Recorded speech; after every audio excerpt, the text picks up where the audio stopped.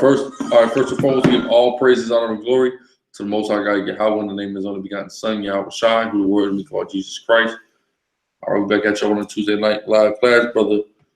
Chief Priest Alizar Maloy, aka Guerrilla Hebrew, Deacon Young. And yeah, we got a couple things. I want to do a brief topic before we get into our main topic for tonight.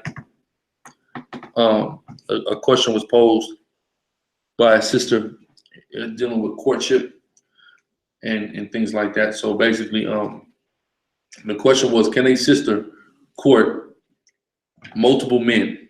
That was the question. So it's two ways to answer that question, or it's two ways that question could go. So like that. So the number one way would be the first thing that hit me was, do you mean simultaneous? Can a woman talk to multiple men simultaneously? Or you can mean just period. Can you technically court more than one man? Right? We're gonna answer that tonight through the Spirit, probably how about Shemel Shah. Because you got these women acting like they're Hebrew Israelites, acting like they're in the truth, that's talking to in every damn nigga's face and inbox on the internet and in real life. All right? And that's off. That's an off spirit. That's a hoe spirit. That's no different than these hoes in the world. Right? That's just a fact. So we're going to analyze it scripturally, first and foremost, briefly, through the Spirit. And then we'll move on to the main topic. Yeah. Let's go to Deuteronomy 22 and 25 first and foremost.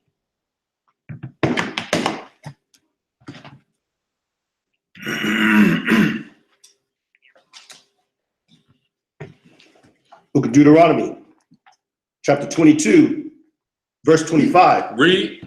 But if a man find a betrothed damsel. If you find a betrothed damsel, meaning she hasn't had sex with this man, she hasn't consummated this man, but she has a relationship or a promise made to this man.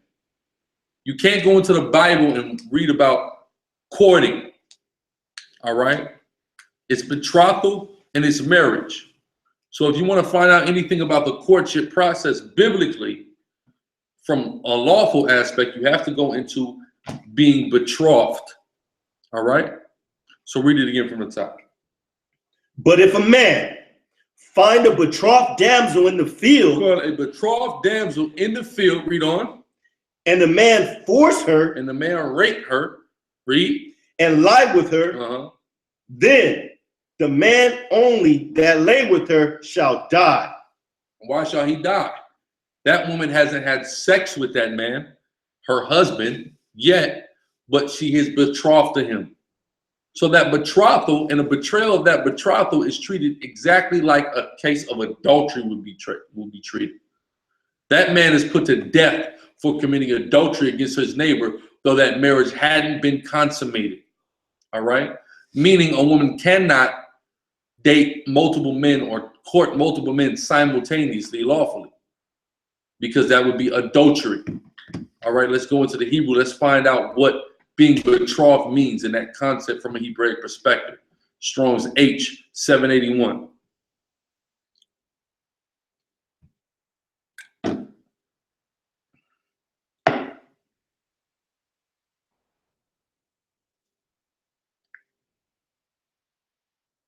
Who got it?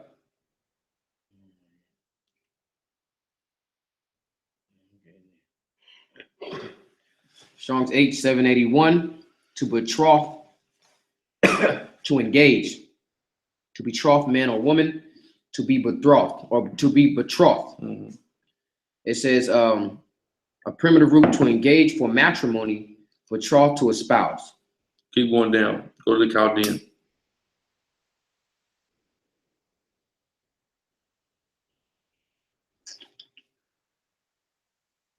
Okay. Used in call as rightly observed by, it says by Manger on Hosea 2:21, to erect. To what? To erect. Read on. To build. To build. Read on. Whence a bed. A bed. Couch with couch a canopy. With a, see that? So it's about building a bed or a couch. What do you do on the bed? You lay in the bed. So what is your betrothing or your courtship process? You building the bed that you and that other individual will lay in. All right? So it's treated almost as if the bed is built, you already laid in it when it comes to you violating it as a woman. All right? So you can understand. Let's go to Matthew 5:28. That's a powerful point to understand. That's why a woman can't be doing that and being a damn hoe and being thirsty, right? And starting to rule her damn flesh. I'm hearing about men having to rule their flesh. Oh, why can't you control? Why can't I dress this and that way because man can't control himself? You damn women can't control yourself a lot of time. No damn self-control. Want to court and be up in every nigga's goddamn face. Want to have a husband and then still be in every nigga's face. And call yourself a daughter of Zion, a daughter of Sarah. But how did Sarah serve her husband? That's the question. How the hell you a daughter of Sarah and you don't follow the footsteps of your foremother that showed you how to be in obedience to your husband? How you can't do that? So maybe Matthew. Go ahead. Book of Matthew, chapter 5, verse 28. But I say unto you that whosoever looketh on a woman to lust after her Read on. hath committed adultery with her already in his heart. So if that's the truth, then if a woman do it, she have committed adultery in her heart as well. So if you courting a man, which is being betrothed to him, and you committed adultery against him, you will be punished for that adultery. So if you are looking to and talking and entertaining other men while courting another man, you are in violation of adultery. The law. The law. According to the law, according to Mashiach Yahushua, which is the law, according to Deuteronomy 18. Right? Give me Numbers 5:14-15 as well. So we can clear this up. You damn women, you court. Now listen, let's say you court a brother and it doesn't work out. Because he wasn't consummated, you're not bound to him for life. All right? But while you are courting him, you're courting him and you're bound to him for that time. But after that consummation, it's a lifetime commitment. If it's not consummated, y'all end up stop talking. After a while, you can go court another brother because you didn't play a whore. You gave a relationship a chance. It didn't work. You didn't have sex. So you're free to court the next brother after that has ended. Not while that's going on. Not simultaneously. Not have a backup nigga. Not have a side nigga. All that is off and of the world. So go ahead. Book of Numbers, chapter 5, verse 14. And the spirit of jealousy come upon him. And the what? Spirit of jealousy. Jealousy come upon a man and about his wife. Read. And he be jealous of his wife. And she be defiled. Or if the spirit of jealousy come upon him. If the spirit of jealousy come upon a man, read. And he be jealous of his wife. And he's jealous. He thinks his wife is creeping around. He thinks his wife is paying this man too much attention. Liking too many Facebook comments. Liking too many goddamn Instagram pictures. And a spirit of jealousy come over this brother. Read. And she be not defiled. Even if she didn't do anything wrong. Even if she isn't lusting after this man. Even if she hasn't had sex with this man. Read on. Then shall the man bring his wife unto the priest. And he shall bring her offering for her. Meaning she sinned. That's why an offering is being brought. Even if you haven't committed adultery in your mind. Even if you haven't committed physical adultery.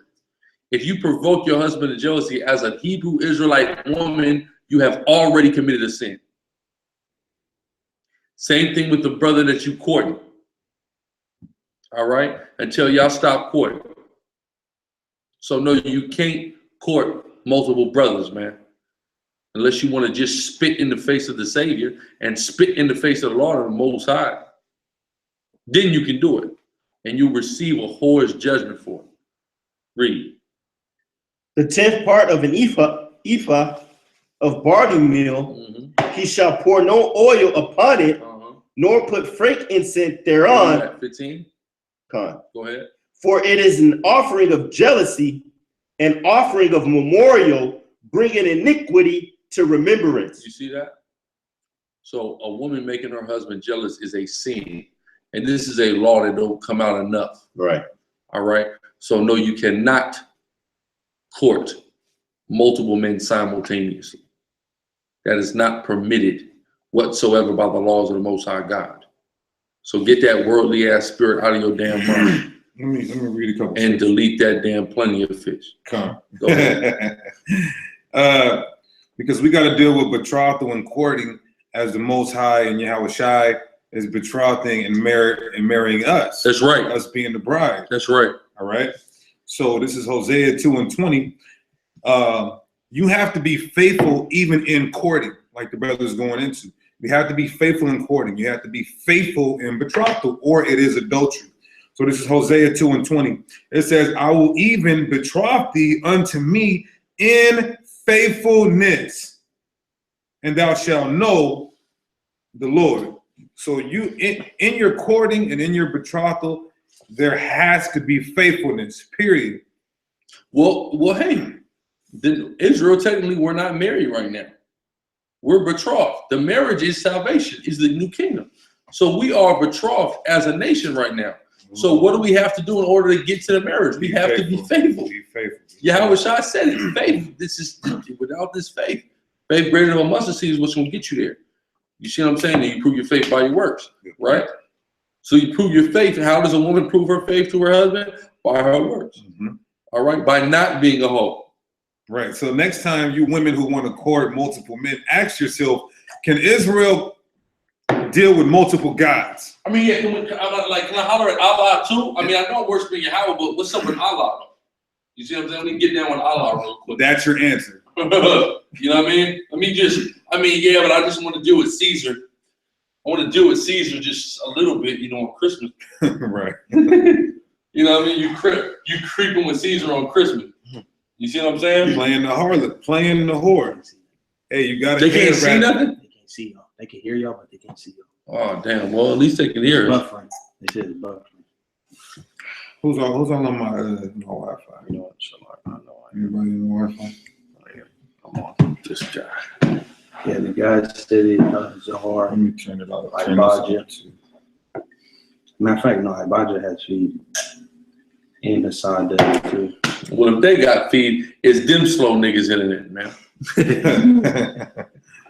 Okay. Yeah, but sisters just that's why we always said you got a hair wrap, you still a thought though. That's because right. Our sisters is moving like that.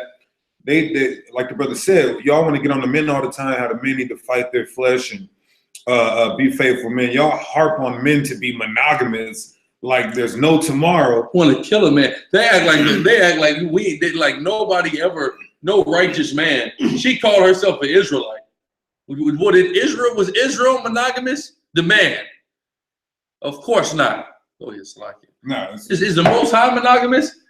It say now we go to Ezekiel now, how it says Judah is one wife and Israel is another wife, the two kingdoms. So even Yahweh ain't monogamous. God. Okay, can I have one wife, both kingdoms at least, right? The most high God. The best of both worlds. Okay. We are the salt of the earth. That's damn right. You know, I can't have a Jamaican and a Dominican. Okay. Powerful, brother. Okay. Powerful. But nah, man, you know, sisters, man, get your head on straight. Brothers, also get your head on straight. You got guys you got these guys, man. You got guys, right? Like speaking of hoes, man. Right? You got whole ass dudes out there, man. You got whole ass niggas there. All right, that's literally out here straight moon worshiping. Basically, black woman is God Israelites. All right, you got to come out of that spirit. You got to get in a righteous spirit to lead a household. You see what I'm saying? To lead your wife, to lead your children, lead your wives. You know what I'm saying? Brothers got to get in order, and sisters got to get in order as well. You see what I'm saying? And it's cold because a sister posted a status, and I'm talking about it went haywire. You know, the sister, Alexis. Sister named Alexis, I Yeah, believe. Alexis Wood. Yeah. It's freezing. Can they hear us? They just can't see y'all moving. I mean, as long as they can hear us, I guess. But Check your phone. Yeah, that sister, she made a very simple status, just posting a law. One say she posted one of the 10 Commandments about not having another God before the Most High, and I'm talking about it started such a riot, and she just left a comment on this. I'm looking through the comments. She left a comment on the status, and the sister was like, what she said, why, like dudes always do this. And I said, it don't matter what walk of life we're in, niggas are gonna show out for the female, bro. Niggas just came to that. It's just a bunch of niggas arguing on the status. She posted a law. Nobody can disagree with that law. Period. It's the law. Thou shalt not have any God before Yahweh. Nobody can disagree with that, right? But these niggas is having all-out wars on the comment board. And the only reason they're doing it is because they think that her or one of her homegirls is gonna go in there and actually like one of these niggas who's acting like basketball wives on the damn comment board. Ain't nothing scholastic about these niggas. They gotta wake the hell up. That's how these women always get trapped, because the sister confided into me. She was like, I came into the truth.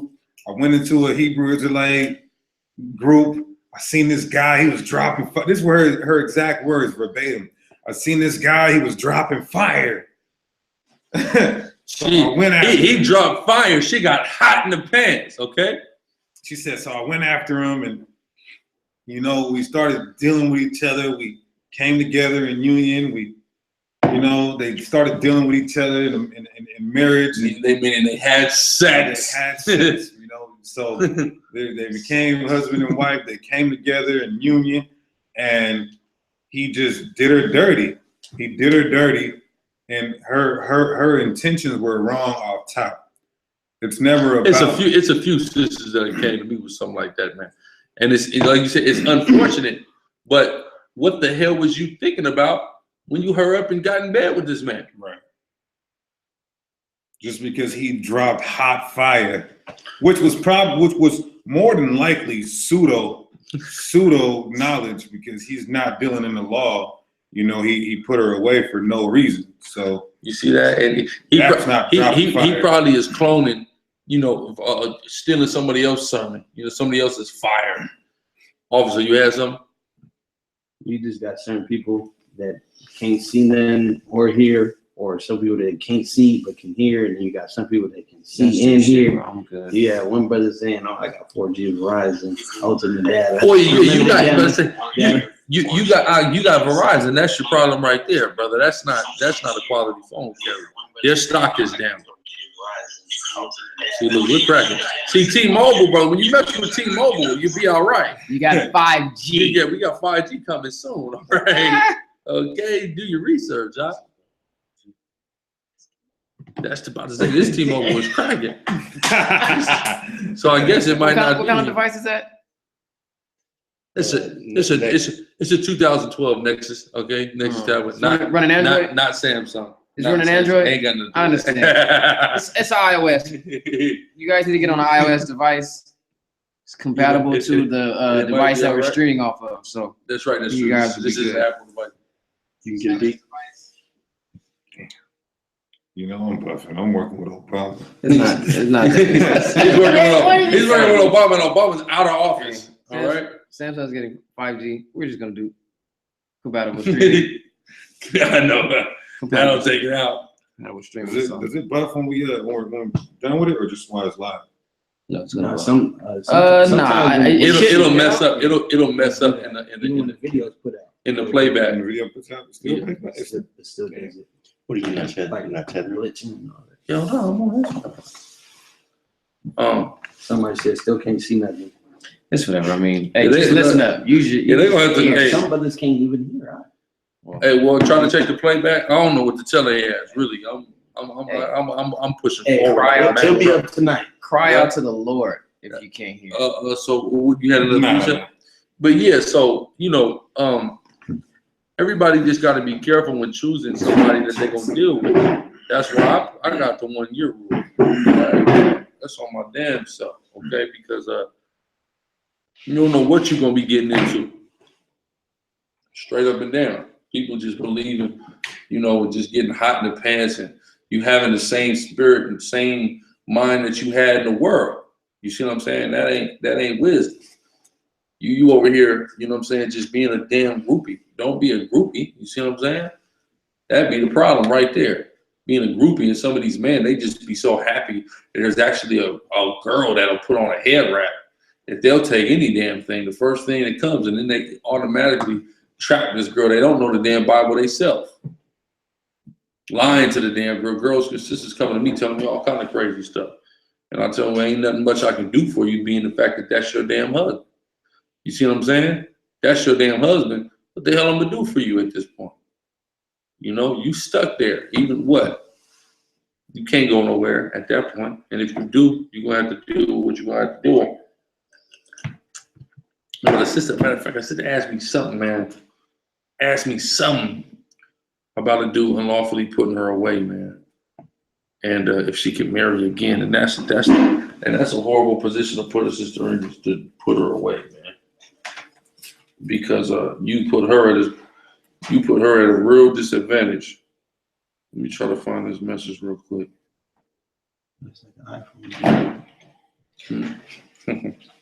That should have fixed it, man. I think my goddamn. You guys cut off? No, we good. I'm just looking for a specific message. I fucking got a bug on my main computer, I think. Oh, for real? That's all my shit. So I just shut it off. Could be. You know? Too much. All right, let me see. Where does this sister at?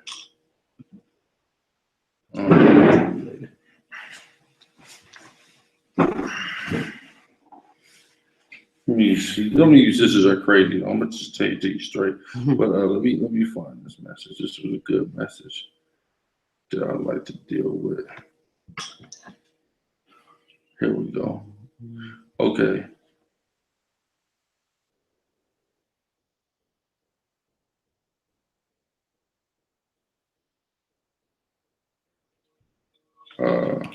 Okay, here we go. So this too, because this is another time I've heard. This ain't the first time I've heard about this in Israel. All right, that a sister gets pregnant and a man puts her away because he wants her to get an abortion and she refused. Yeah, I've seen that. You seen this one? Yeah, I've seen it. This is disgusting. Now, this ain't the first time I've heard of such thing. I heard of one in the GOCC that was doing it. All right. Now I heard, like I said, I heard of it. I don't know how. Hey, you dealing with Cameron made a song called "It'd Be the Girls with the Pretty Face and the Pretty Thighs." Yeah. You know, you sisters want to get you a pretty boy ass Israelite. And that nigga's weak, man. He's weak in the spirit. You need to get you a real warrior. Preferably one of these strong captains, officers, and sergeants in the SICARRI who abide by this right here and treat you as such. That's right. Or suffer consequences. That's right. Yeah. All right. But we're gonna move on from it in the spirit of we want to deal with this history tonight. Okay. We want to deal with the history of the truth as we have gotten it through the spirit and power of Yahweh and Yahushai. Yeah, the reason in why Babylon. So here, real quick, the reason why you camp haters can even call yourself an Israelite. That's what we're gonna go with. Hold on, and go. Speaking of hoes again. I go on a sister's post. A sister makes a post. This is a sister that's been doing campaigns right now about basically about the role reversal in America. Women going to work, men staying at home in our communities, so-called Black and Hispanic communities, how common it's becoming, how it's wrong. She's saying you don't see other nations doing that. There's a reason why they put us in that disposition, whatever. So she says, I'm going to work at 5 a.m. My man staying home. Is there anything wrong with that, right? So this guy says, that's your life if you deal with one of these campers. That's what he says, right? So the sister says campers, and this Negro said, yeah, you know, IUIC, not he didn't say us. IUIC, there's somebody else added us into some other BS. But IUIC, ISUPK, GOCC, this is what you get, right? So, and even she was like, man, like, you don't even, she's asking like, how long you been in the truth? This guy been in the truth 2.5 years. She's like, you don't even know these people to be saying that. You know what I mean? Like, what are you talking about? So, and the thing is, I'm like, number one, if you see that the type of operations that are being run in all of these camps, whether we disagree with those camps or not, this includes GOCC, this includes GMS, this includes IUIC. Guys, we publicly spoken out against multiple times. But let's just be real here, bro. These are organizations that are bringing in money. IUIC cannot be doing what they're doing without money. All right? How do you get money if your congregants, if your members don't have jobs? GOCC is bringing in hundreds of thousands of dollars a year. Gabar, and they leaked the conversation with Gabar from GOCC about it. How can they do that if guys don't have jobs? GMS, now GMS plays a game because they wear the rough garments to deceive. We go to the Bible on that. The rough garments to deceive. Yeah, they're raking in. All right, they're raking in cash at headquarters. They can't be doing this if their members don't have jobs. Okay? SICARRI, everybody got a job here? All right, unless you got, or unless you did have a job and got laid off, and then what can you do? You see what I'm saying? This is crazy, but this same nigga know he an Israelite, most likely because of the contributions of one of these camps that you allege everybody just has their wife go work. Are you kidding me? You see what I'm saying? Nobody wants their wife to work. All right, number one. If anybody's wife works, it's because a brother has been placed in a certain disposition, and we also have to understand that your wife is in captivity with your ass. All right, she's a slave too, so she just might have to work. Ideally, she's not going to work, but I mean, we live in a day and age where it's hard enough for a so-called Black or Hispanic man to earn a decent wage. Period, and that's just the fact of life. But here this nigga is talking about campers. This same nigga, I know he don't got a woman. All right? I know that nigga go home lonely at night, watching Lord knows what. All right? Prospect. That way. Okay? But yeah, so we're going to go into the history. Because a lot of brothers and sisters don't really know the full history. And hold on now, it's not like I was back there. We wasn't back there. But from this information we've gathered from the countless elders that we've been able to be in the midst of and soak up game from, we have a pretty good grasp on the history.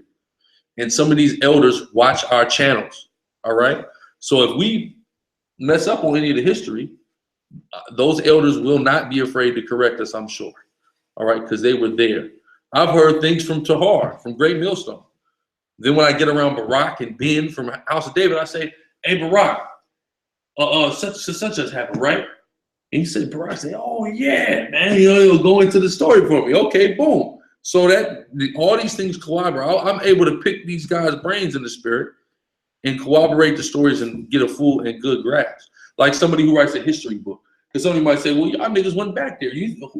When somebody wrote a history book about the 1500s, was that nigga back there? No. He took a look at all the records that was from the 1500s and was able to give a good understanding of what happened in the 1500s because he compiled all the references and, you know what I'm saying, did it like that. Okay, what's making sense? That's how a historian operates.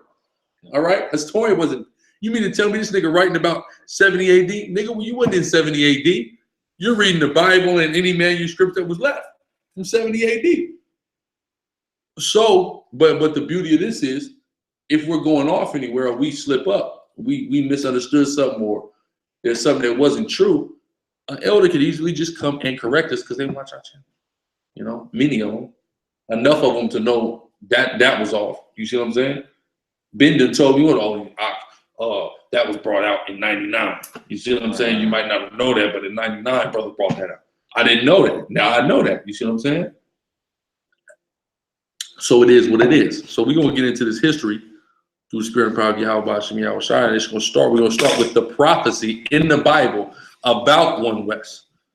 That all of you guys hate, and I understand you hated Yahushua. You hated John the Baptist. You same Israelites. You knew you were Israelites. You half-ass followed the law in the land, and you hated the prophets that the Most High God established in the land. All right? So you're not new. Right? So give me that in Revelation 12, first and foremost. Or 11, Salaki. Yeah, start at verse 11. Or no, you can start at 8. You want to start at 7? Or am I tripping? Start at 8. It's the context at 7. All Start. Okay, we can start at 7. Book of Revelation, chapter 12, verse 7. Uh-huh. And there was a war in heaven. Uh-huh. Michael and his angels fought against the dragon, Mm-hmm. and the dragon fought and his angels, Mm-hmm. and prevailed not. Neither was there a place found any more in heaven. And the great dragon was cast out, that old serpent called the devil and Satan, which deceiveth the whole world. He was cast out into the earth, and his angels were cast out with him. Where you at? 9. No, you in 12. I need 11. Oh, Salaki, you all right? so real quick. You got me wherever y'all want to start here. Start at 8. 8. The seal. Uh-huh. Revelation.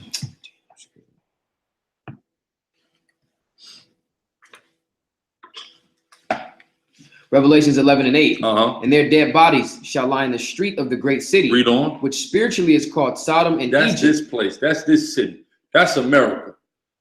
That's a place that is spiritually called Sodom and Egypt. All right. We bring this out all the time. Everybody knows this scripture, Revelation 11 and 8. Read. Where also our Lord was crucified, Mm-hmm. and they of the people and kindreds. How and do tongues. they crucify the Lord here? Through crucifying his body. Who is his body? The Israelites, blacks, Hispanics, and Native Indians. That's how this is where our Lord was crucified.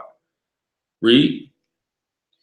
And they of the people and kindreds and tongues Mhm. and nations shall see their dead bodies Mhm. 3 days and a half. 3 days and a half. When did they begin that real crucifixion of that body? 1619. Okay, those 3 days and a half symbolize 350 years. That's 1619 to 1969. 3 days and a half. Read on. It says, and shall not suffer their dead bodies to be put in graves. Uh-huh. It says, and they that dwell upon the earth shall rejoice over them and make merry. All the kingdoms of the earth got rich and partied as the Israelites got ruled and conquered. Read on. And shall send gifts one to another, because these two prophets tormented them that dwelt on the earth. And after 3 days and a half of the spirit, after 3 days and a half, the spirit of life from the Most High entered into them. The wisdom, the knowledge, wisdom, understanding entered in after 3 days and a half, entered into Abba Bivens, 1969. Read.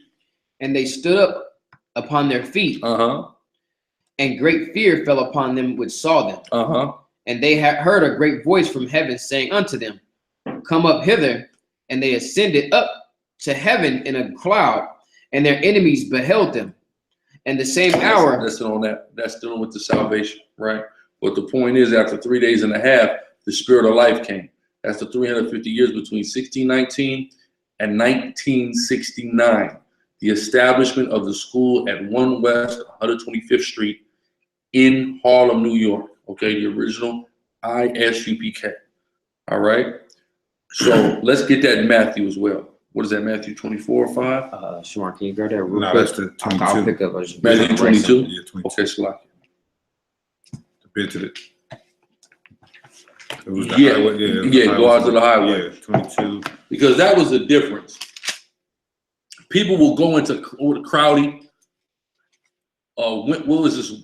William Matthews or Yeah, Whitworth, Matthews. Rabbi Matthews, F.S. Cherry. You go into these guys. They pushed that there was Israelites, but they didn't have the truth. Yeah, starting with the brother, I think his name was Blacksmith. In the 1800s, he was teaching that we was the Israelites and we needed to revolt. And then it was the Nat Turner, and then it was a couple other Negroes mixing it with Christianity, all the way up to Matthews in the 20s, and then from Matthews, Judaism. They were doing that with Judaism. Yeah, they were Old Testament only, and then they were mixing it with Judaism. And so the full truth started with Abba Bivens. That's right.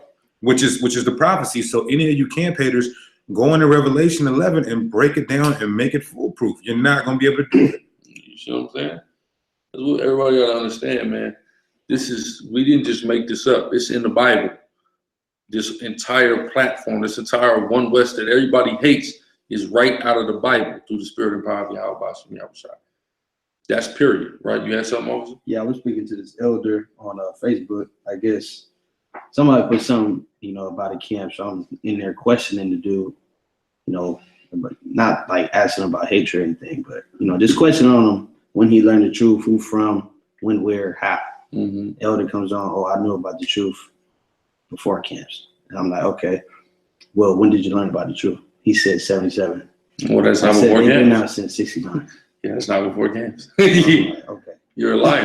Papa Bivens was out there by his damn self. You see what I'm saying? Preaching, all right? And died that way. Which one of your damn leaders, your fearless leaders, and your whole ass heathen-loving organization can say that they was ready to do that? Muslims killed them, right? Yeah, and by reliable sources, we were taught that Abba Bivens was also teaching Malcolm X, which is why Malcolm X said we're the Israelites in his one of his last speeches. Ezekiel, Dry Bones. Yeah, Ezekiel 37, the Valley of Dry Bones. He said, and the white man is the right, and the white man is the devil. We are those people. That's right. That's damn right. Yeah, but 22 started at 1. Oh, go ahead. 22:7. Nah, 22 started at 1. Matthew chapter 22, verse 1. And Yahweh answered and spake unto them again by parables and said, the kingdom of heaven is like unto a certain king, which made a marriage for his son. That's right. Who is the king? The Most High is the king. He's married for his son, a Mashiach Yahweh, who the world called Christ. Read. It says, and sent forth his servants to call them that were bidden to the wedding, and they would not come. He sent forth his servants, and they wouldn't come. Read on. Again, he sent forth other servants, saying, tell them which are bidden, behold, I have prepared my dinner. My oxen and my fatlings are killed. So wait a minute. You got these guys who know they was Israelites. We named them.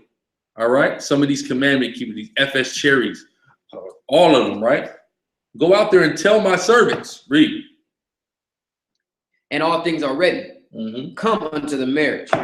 Come to that marriage. Read on. But they made light of it. They went did their ways. They didn't do it.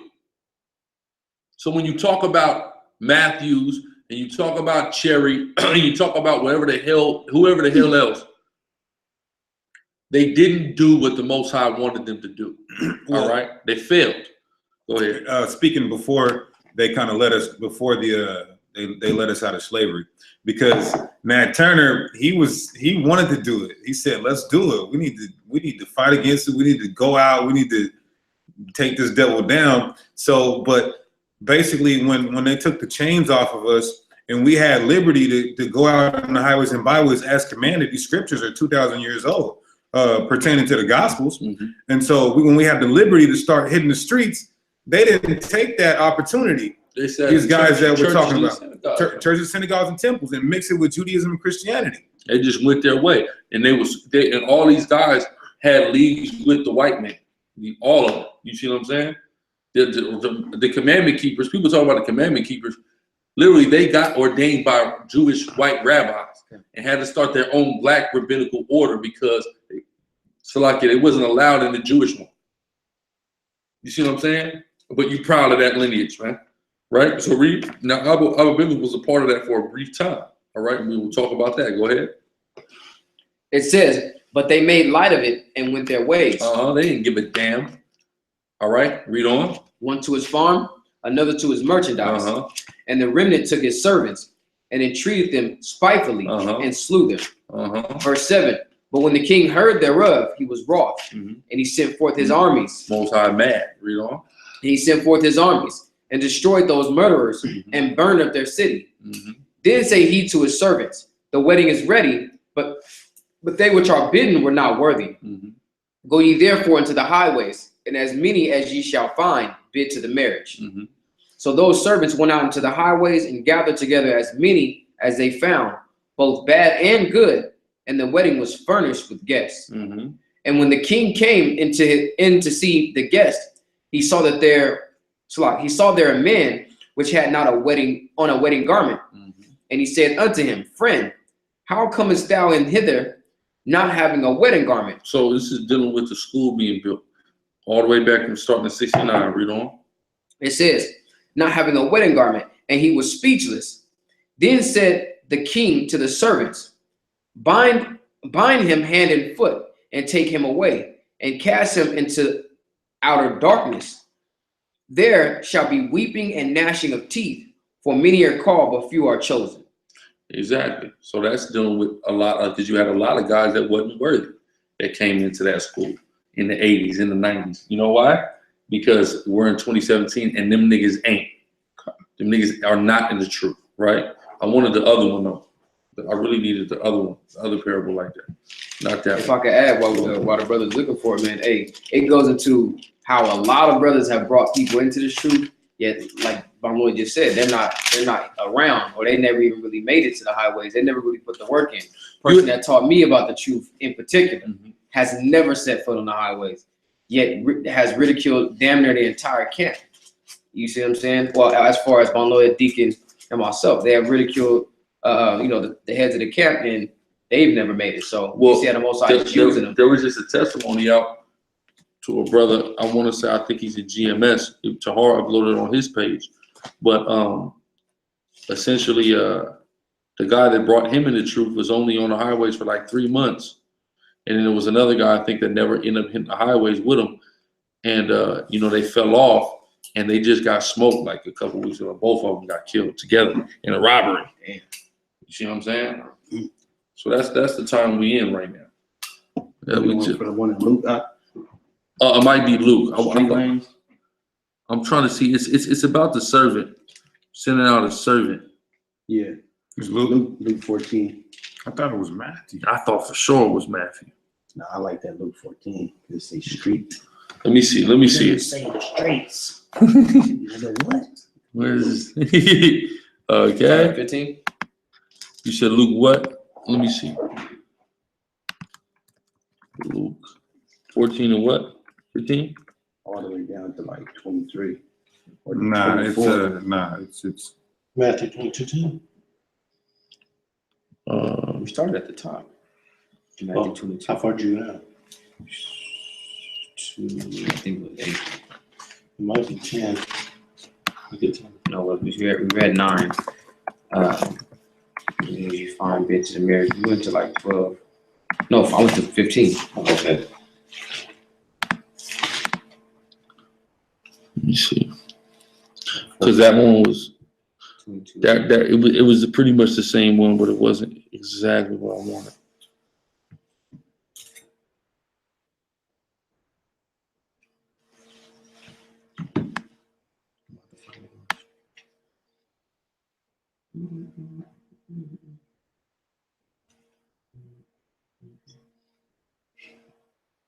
Let me see.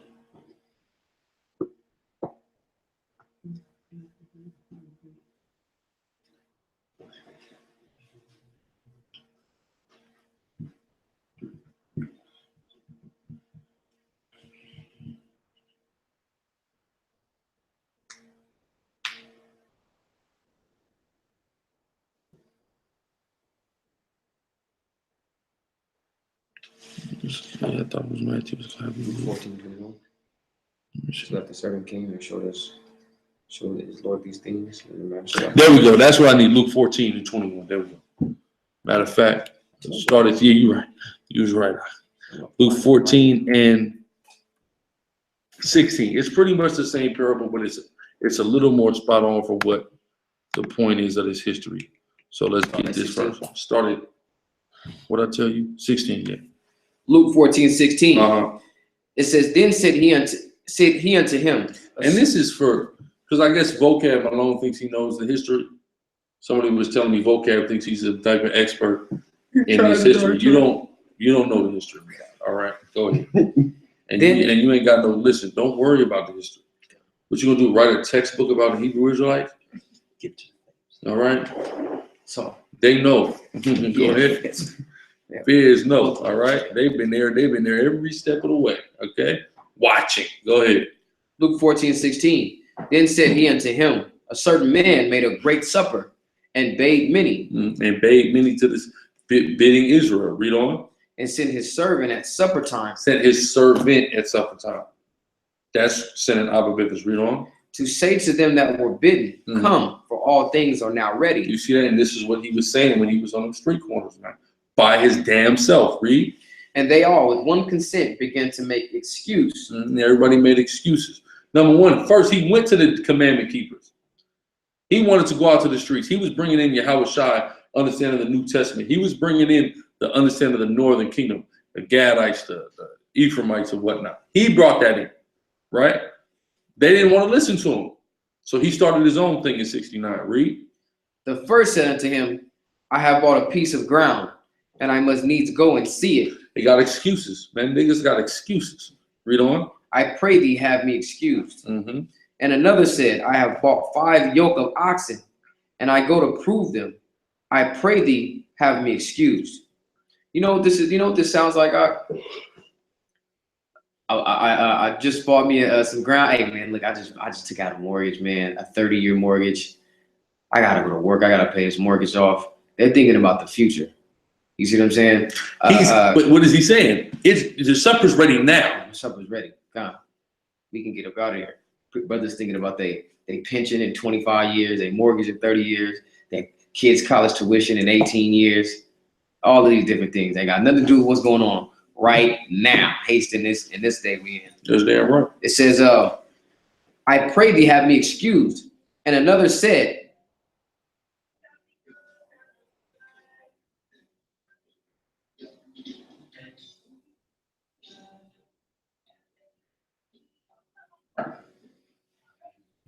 is that right? That goes right outside?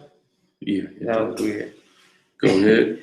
It's gonna look funny when the playback. I know. It says, that was strange. Go ahead. and another said, I have 5 yoke of oxen, and I go to prove them. I pray thee have me excused. Read. And another said, I have married a wife, and therefore I cannot come. So that the servant came and showed his lord these things. Then the master of the house, being angry, said unto his servant, go out quickly into the streets and the lanes of the city, and bring in hither the poor and the maimed and the halt and the blind.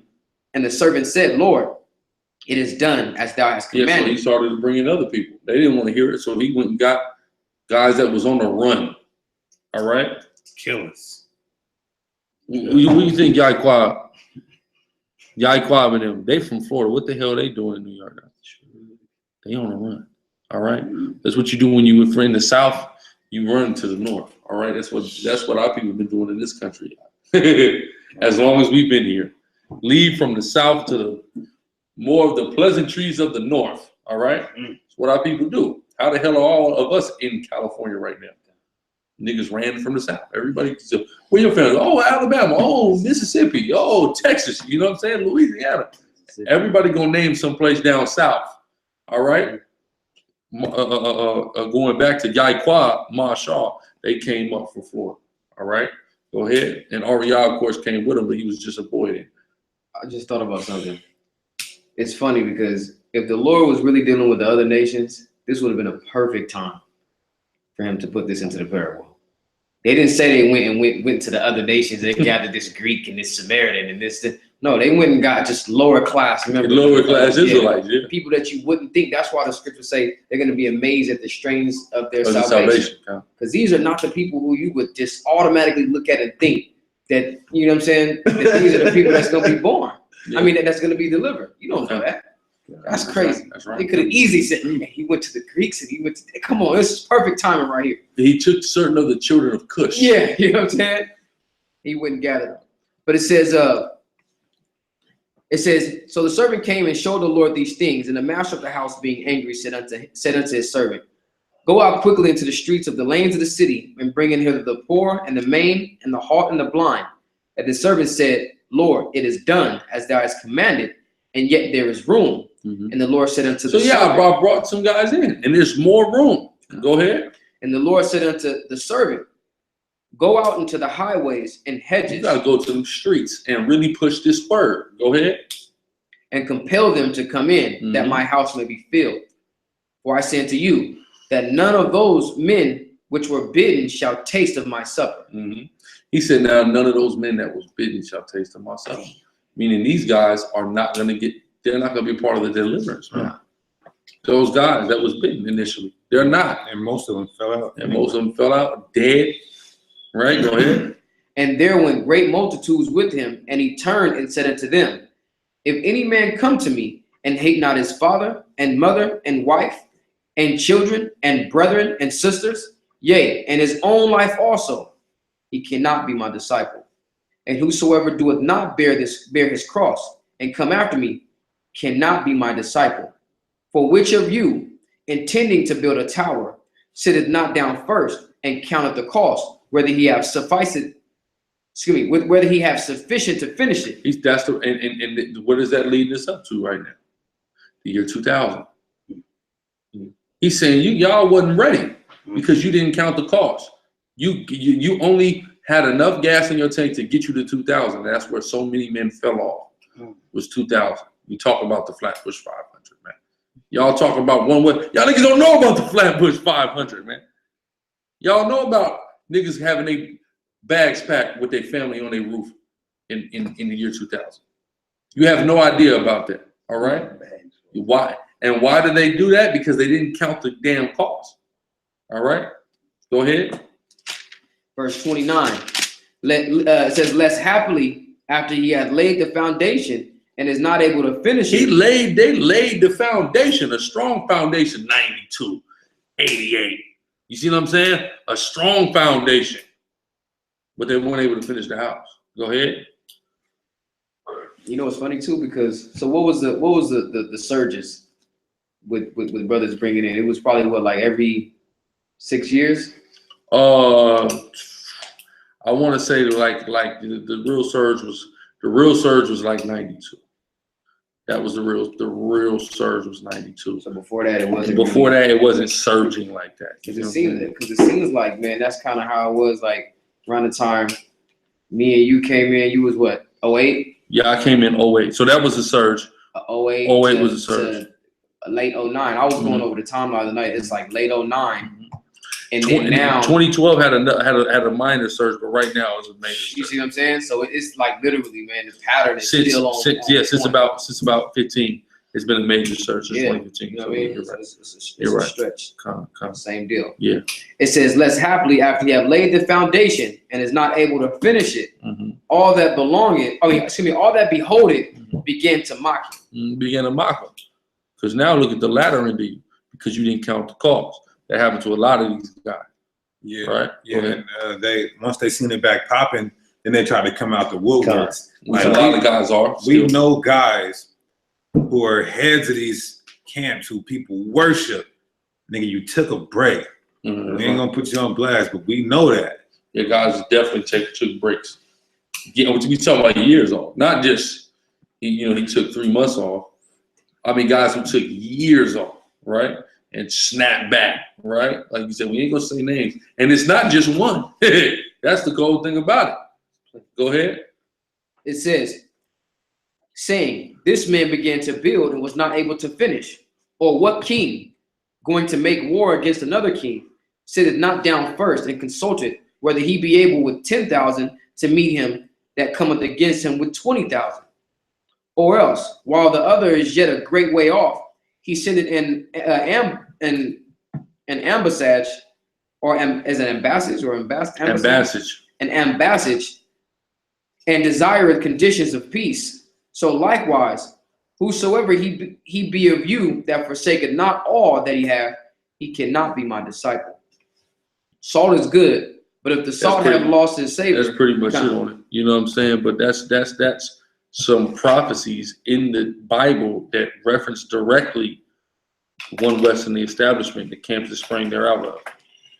Period. That's clear, right? So, you know, you have Bivens, who came up from the South, you know, back in the 60s. He came up to Harlem. On his way to Harlem, I mean, he was in the South, rather, he was taught by a slave that he was an Israelite. He was told this by a slave, okay? Not by a Negro that got taught Judaism or some Christianity or none of that. It's a dude that was an ex-slave that straight up told him he was an Israelite. He goes to the Indian reservations. He observes the Gadites. He says they got to be Israelites. He comes to this spiritual conclusion. This is how he had the truth. Right. And he believed in both so-called testaments. All right, the whole Bible, right? He gets to Harlem. He meets with the commandment keepers. He thinks that they're on the same wavelength he's on. So he joins them for a time. And once he goes to them and he sees they got all these damn excuses, they're not trying to hear what he's talking about. Number one, the gospel of Hamashiach Yahushua, right? The truth of who the two kingdoms are of the nation of Israel, who the 12 tribes are, which he laid the foundation for, that Ariah eventually did the research in the spirit and was given, right? All of that. So he leaves them and starts his own school on West 125th Street, right? Gets Yaikwab, gets Masharah, a young Ariah at the time. A little while down the line, you had Yeshaya as well that came on down the line. His name don't get brought up enough. Yeshaya is an instrumental part of what was going on. Yeah. You got certain guys that play Yeshaya like they wasn't learning nothing in Yeshaya's class. Yet he's the one that taught you about some of the things that you push so adamantly. And he's got endless books. He's got endless sources. He's got endless books. All right. You go up and hit Yeshaya's house. Nobody wants to have a debate with Yeshaya. He will. It don't matter what you have to say. He'll source you out the game. Yeah. Officer. There was no top Northern Kingdom dudes at the time. No, of course not. Of course not, because the tents of Judah came first. All these guys pretty much Judites. You see what I'm saying? Not even just Southern Kingdom. Bivens, they believe he was a Judite, but of course, there's alternative theories about that, predicated upon he died before the chart even came out. You see what I'm saying? But he laid the foundation of the kingdoms. You see what I'm saying? Because once you understand the two kingdoms, you can't understand who the 12 tribes are if you don't understand who the two kingdoms are. How can you do it? You see what I'm saying? So the Muslims killed him because he was such a soldier. He was out there on the street by himself going in, and the Nation of Islam killed him. You understand what I'm saying? So, I mean, this is the history. That's early 70s that happened. I want to say it happened early on 71, 72. And I want to say maybe 73, in between 73 and 75, I believe. Maybe a little later, the situation with Ariel bringing the chart came out, 12 tribes chart. You see what I'm saying? You want to get in the dream. People say, "Oh, it was this and that." He got a dream. The people who question how the 12 tribe chart came to be are people that don't understand how God works. They don't understand that the Most High come to you in a dream that will lead you to the proper research that you need to do. Yeah, the God has never visited them like that. they sit here and scoff about the way that the Most High revealed to Ariah who the 12 tribes were, pinpoint locations, geographical locations, all because it happened by way of a dream. Now let me read this. Like the dream happened, and then he just wrote all the 12 tribes and then took it to the street. He had a dream, and then he did research, then authenticated the chart for the record. Well, go ahead. Yeah, this is Numbers 12 and 6. And he said, "Hear now my words. If there be a prophet among you, I, Yahweh, will make myself known unto him in a vision, and I will speak unto him in a dream." Well, it was a prophet. Anybody that don't say Ariah is a prophet is a damn idiot and a liar, all right? And everybody knows we talk down on Ariah now because of the sin that he committed. You see what I'm saying? The sins that he committed, and the chief one being blaspheming the Holy Ghost. You see what I'm saying? That's horrible. It's a knock. What is he in now? He's in the ICGJC. Slated for hell. Okay, slated for hellfire, and those idiots just walked by SICARRI Seattle. So y'all wait for that video. That's on the pipeline. All right, y'all wait for that video. all right, and got cut on this on that matter of blasphemy of the Holy Spirit. But where was I at? But Ariah is a prophet, bar none, period, point blank. How is he a prophet? Because of the prophecies that he was able to break down.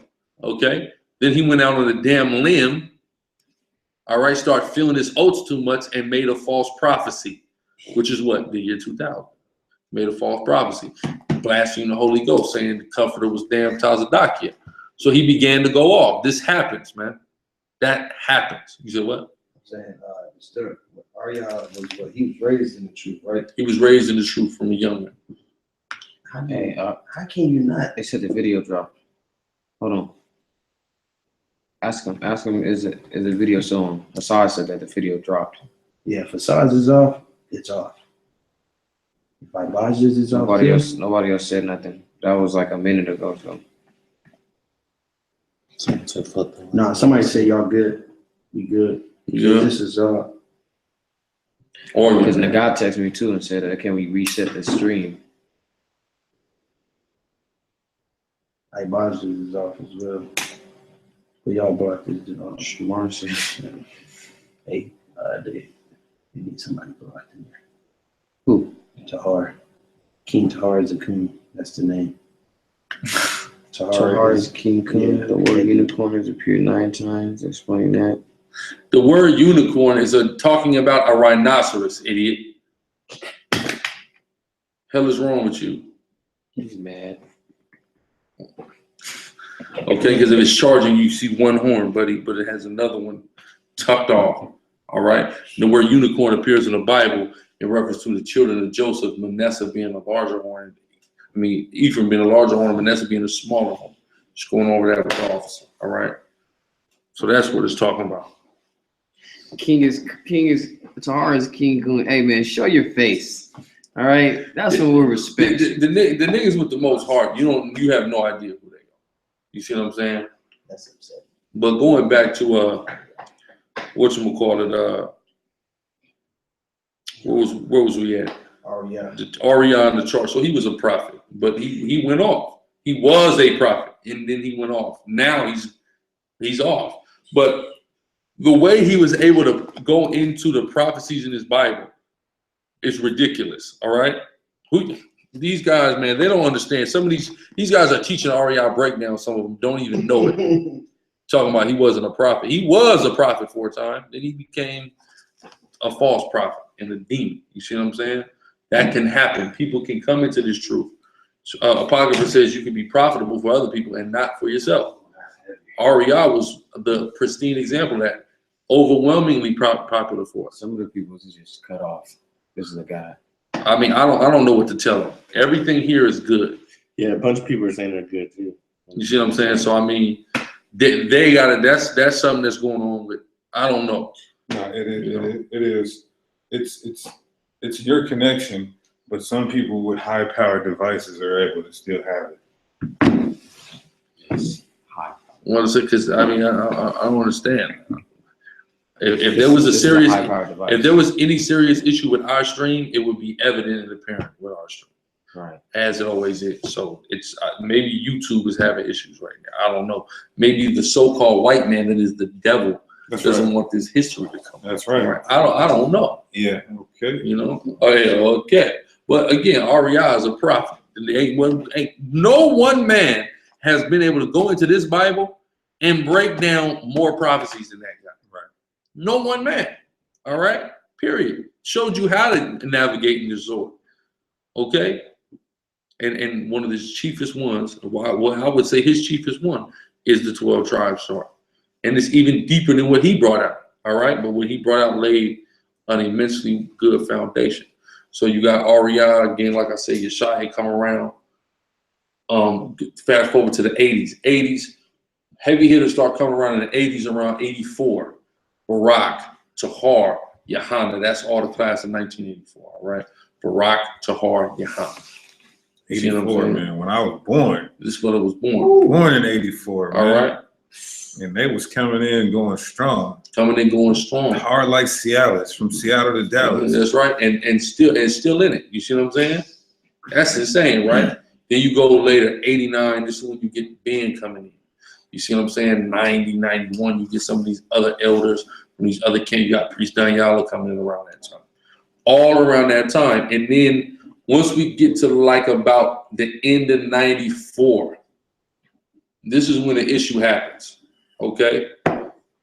Once we get around 94, a pact is made. Who knows what pact gets made in the early 90s?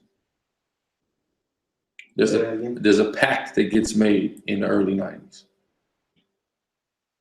That King David is Masha. That Masha Or Masha is was King David. David. A pact? Yeah, everybody swore an oath for a I pact. was say you said Oath I would be remember a that, better right. terminology, Salakia.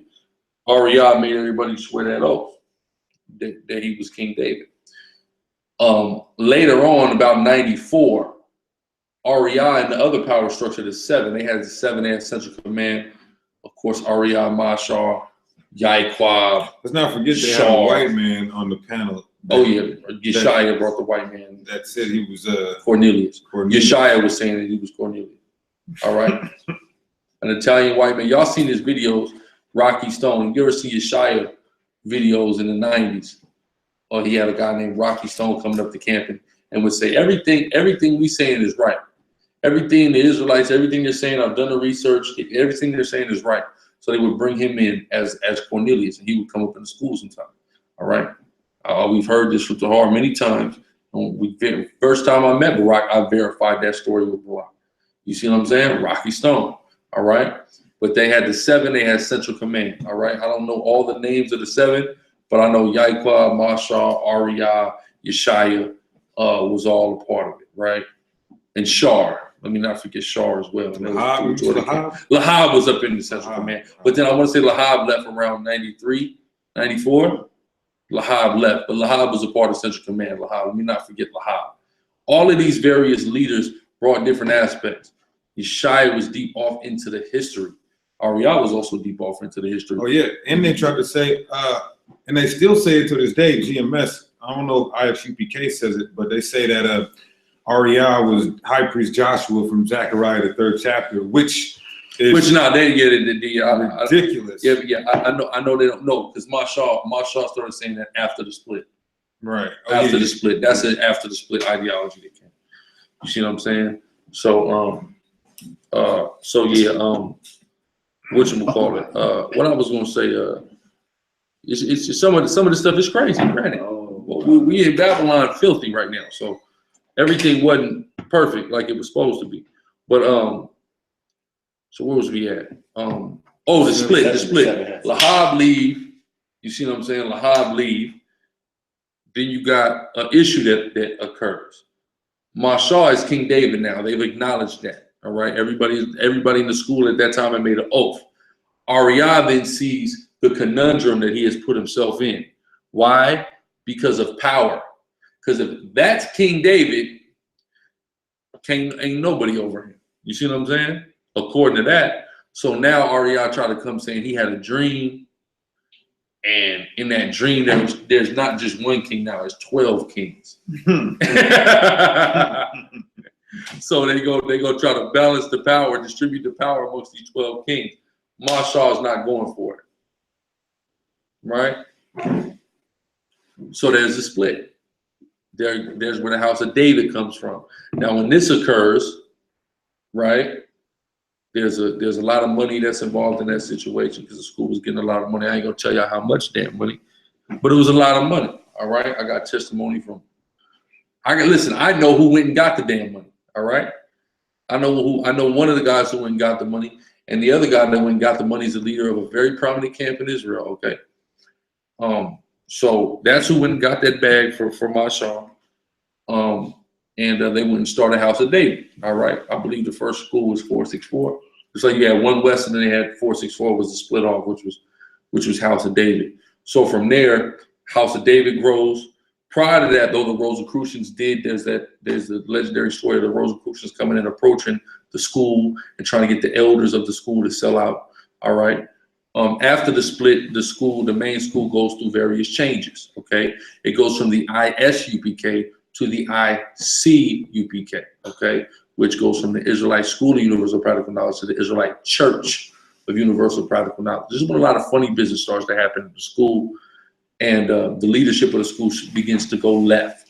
All right, that begins to happen around that time. Okay, that's why, you know, when people say, oh, you know, REI, listen, I vouch for REI pre-94. You see what I'm saying? They're not saying everything he did before that was right neither. But before 94, you know what I'm saying? He was pretty solid. You see what I'm saying? Minus the year 2000, right? So, you know, whatever, we got that. What happens then is all of a sudden you got a kid that's rising up in rank in the main school, in the ICUPK at the time, which is a guy by the name of Tazadakia. Young kid, cameraman, bodyguard, water boy, all that, right? All of a sudden he emerges, I want to say it's after the year 2000, he emerges as the God-sent comforter. And everybody who remained in the school acknowledged it, and they changed the school to the ICGJC, which is the Israelite Church of God and Jesus Christ. Okay, they stopped using the name Yahushua. They bring in all kind of blasphemy. All right, and that's kind of what happened to the main school. But we got to go backwards now. Go back to the House of David split. Out of the House of David split comes the majority of these camps that you see today. Okay, GOCC split off of the main school though, out of the ICUPK or the ISUPK, Philly branch under Yohana running the Philly branch. But look at this, brother's shocked. Recall of GOCC was under Yohana. Okay, so as the story goes, which I've heard the testimony from 2 witnesses that were there when it happened, and I've heard nobody speak anything different in this situation.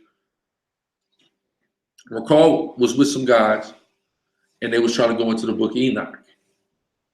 So they say it was at Yohana owned a restaurant at the time. So they said, Yohana said, open the book, go to the front of the book of Enoch. It tells you it's fake. Shows them this is not real. In the front damn cover, it tell you the damn book ain't real. Israelites reading it like it's real. Right? Recall, fight them on it, whatever. Talking about Enoch? Enoch. This is through the spirit. They going crazy about Enoch right now. You see that? Just look at, like I said, that angel Azazel. I'm just scapegoat. Listen, I'm just saying they going crazy over right now. It's funny that you brought that up. One of King's grandsons was an artificial. There's a whole bunch of debunking that goes. Yeah, exactly, Con. That's a beautiful point. Guys is going crazy off of some bullshit that don't matter. You see what I'm saying? Over here talking about Azazel. You didn't watch The Fallen. Denzel. Who's seen the Denzel movie The Fallen before? Denzel movie The Fallen. You got Azazel that's a demon. It's just basically it's a touch demon. Like let's say Azazel hopped on me. If I go like this, it'll be on him. Then you know what I'm saying? This is some crap, man. It's bullshit. You see what I'm saying?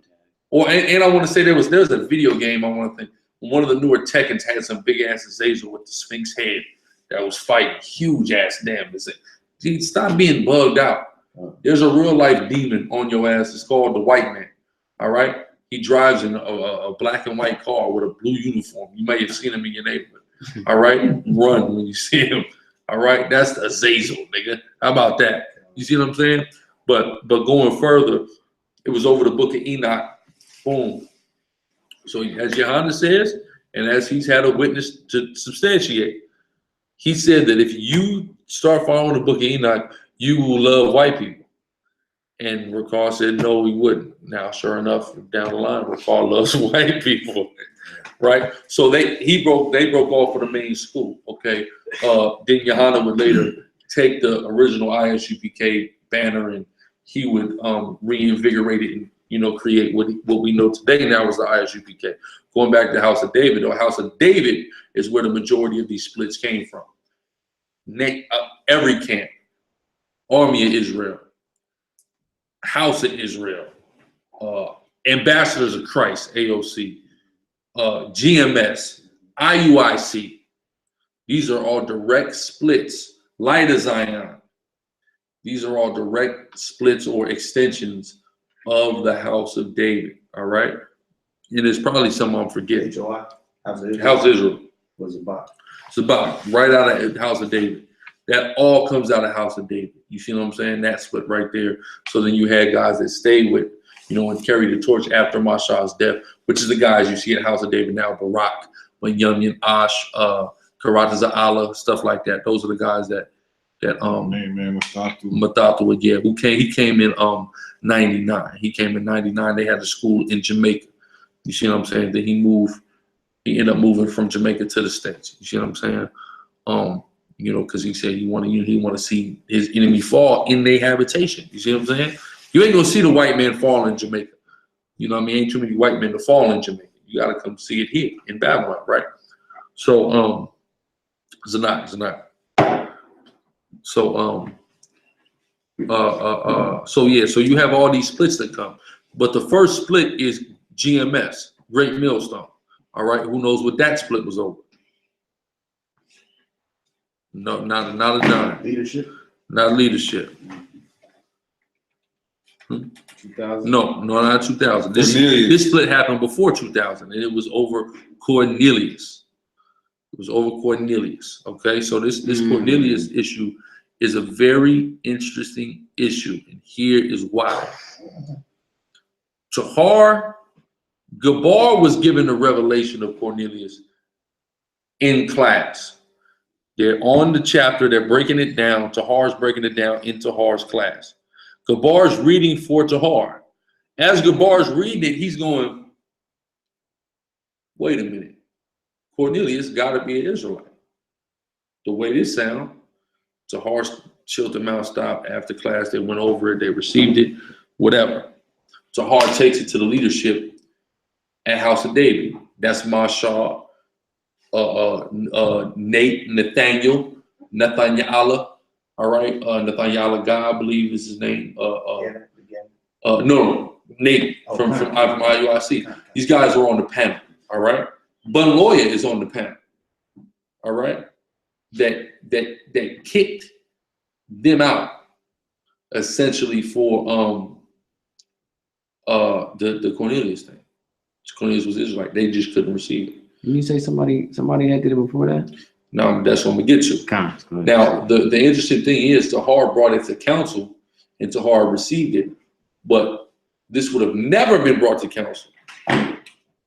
Basically it being brought to council was Tahar's fault. Everybody not understanding Cornelius as an Israelite is Tahar's fault. I'll explain.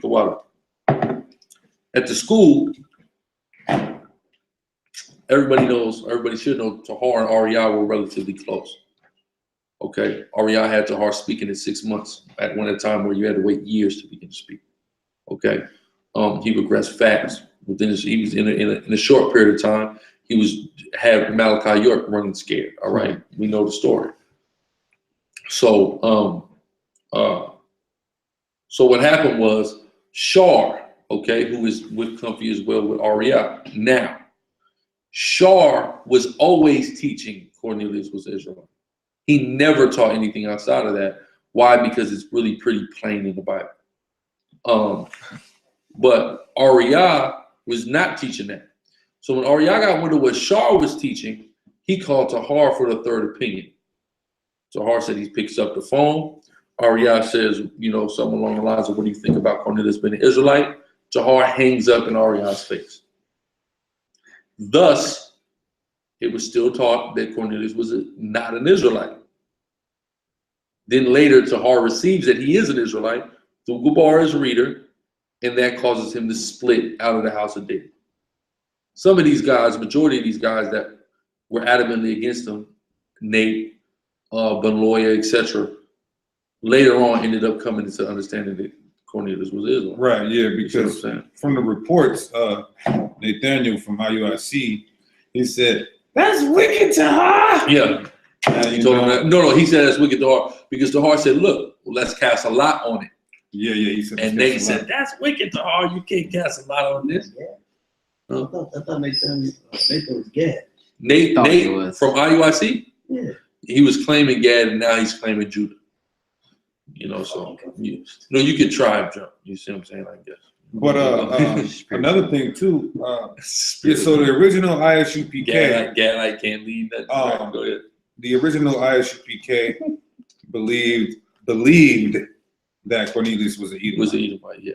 And now even today you have certain camps that will say Cornelius is not an Israelite, but the white man still going into captivity. 14th Street Israelites. I've heard Bosch say that House of David. Cornelius is a Gentile, but you know, only Israel can be saved.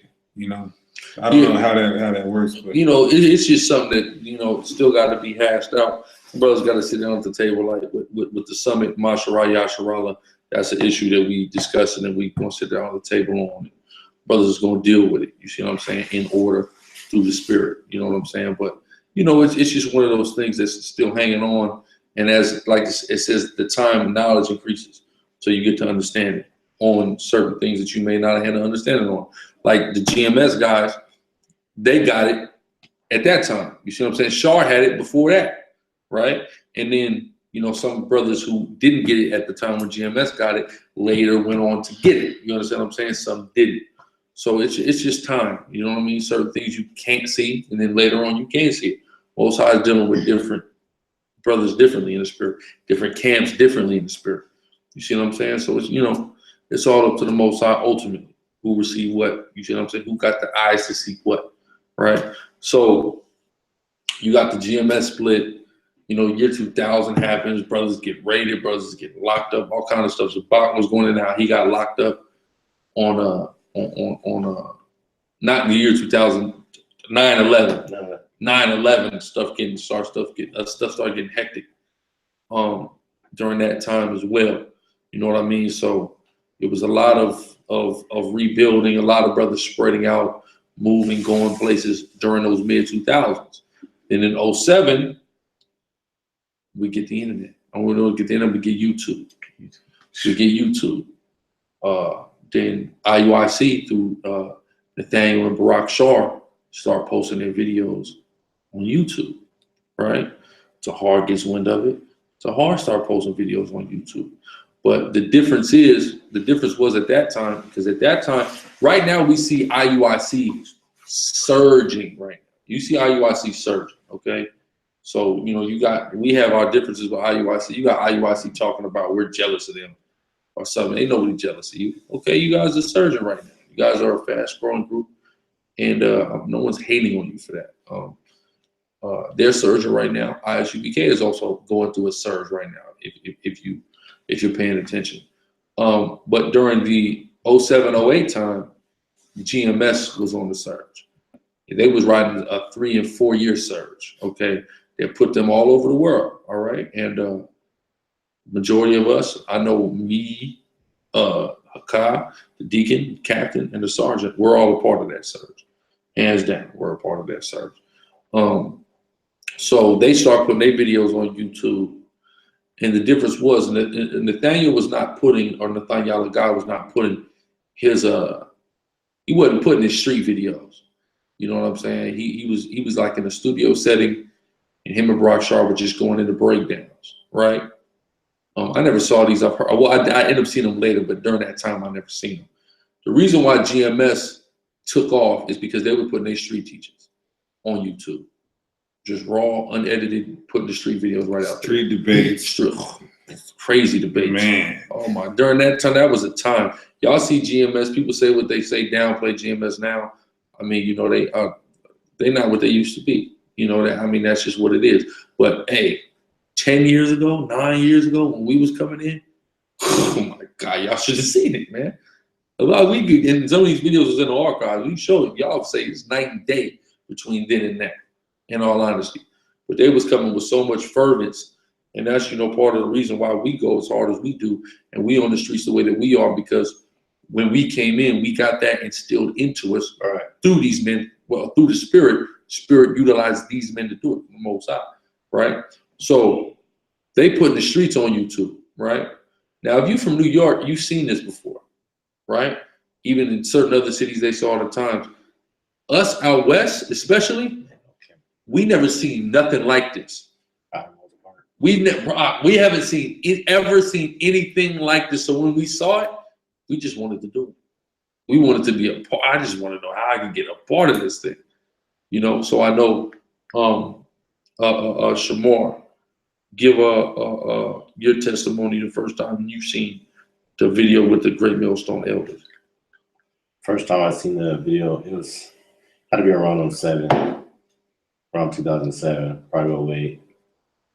It was around that time. You didn't really have that many videos. Matter of fact, I want to say too, they used to do because a lot of the videos used to get taken down. Yeah. Right, because it was so controversial and everything that pages were just dropping. So it was, you might have found a page, you might have been able to watch the videos for, you know, a couple of days, maybe even a week, weeks at most, and then it was gone. the whole page was gone. So I remember it was just, like you said, it just back then it was just fire, man. Everything you seen was fire. It was street fire. Street fire. They don't like, you know what I'm saying? It was crazy for us, you know. So I know I seen my first video in 2008. I seen it on World Star, and Tahar dealing with this Colombian dude with this Edomite woman, Colombian Marine. You see what I'm saying? I'm busting him down, top to bottom, busting him down the whole Bible, busting him down to Black, Hispanic, and Native Indian, busting down to 9/11.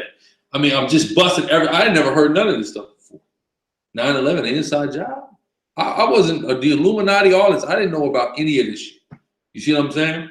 So within 30, 40 minutes, Tahar gave this Asherite, as simple as proud to be an American Asherite, a crash course in the world, the Bible, the politics, in the world, and gave me a crash course in doing so.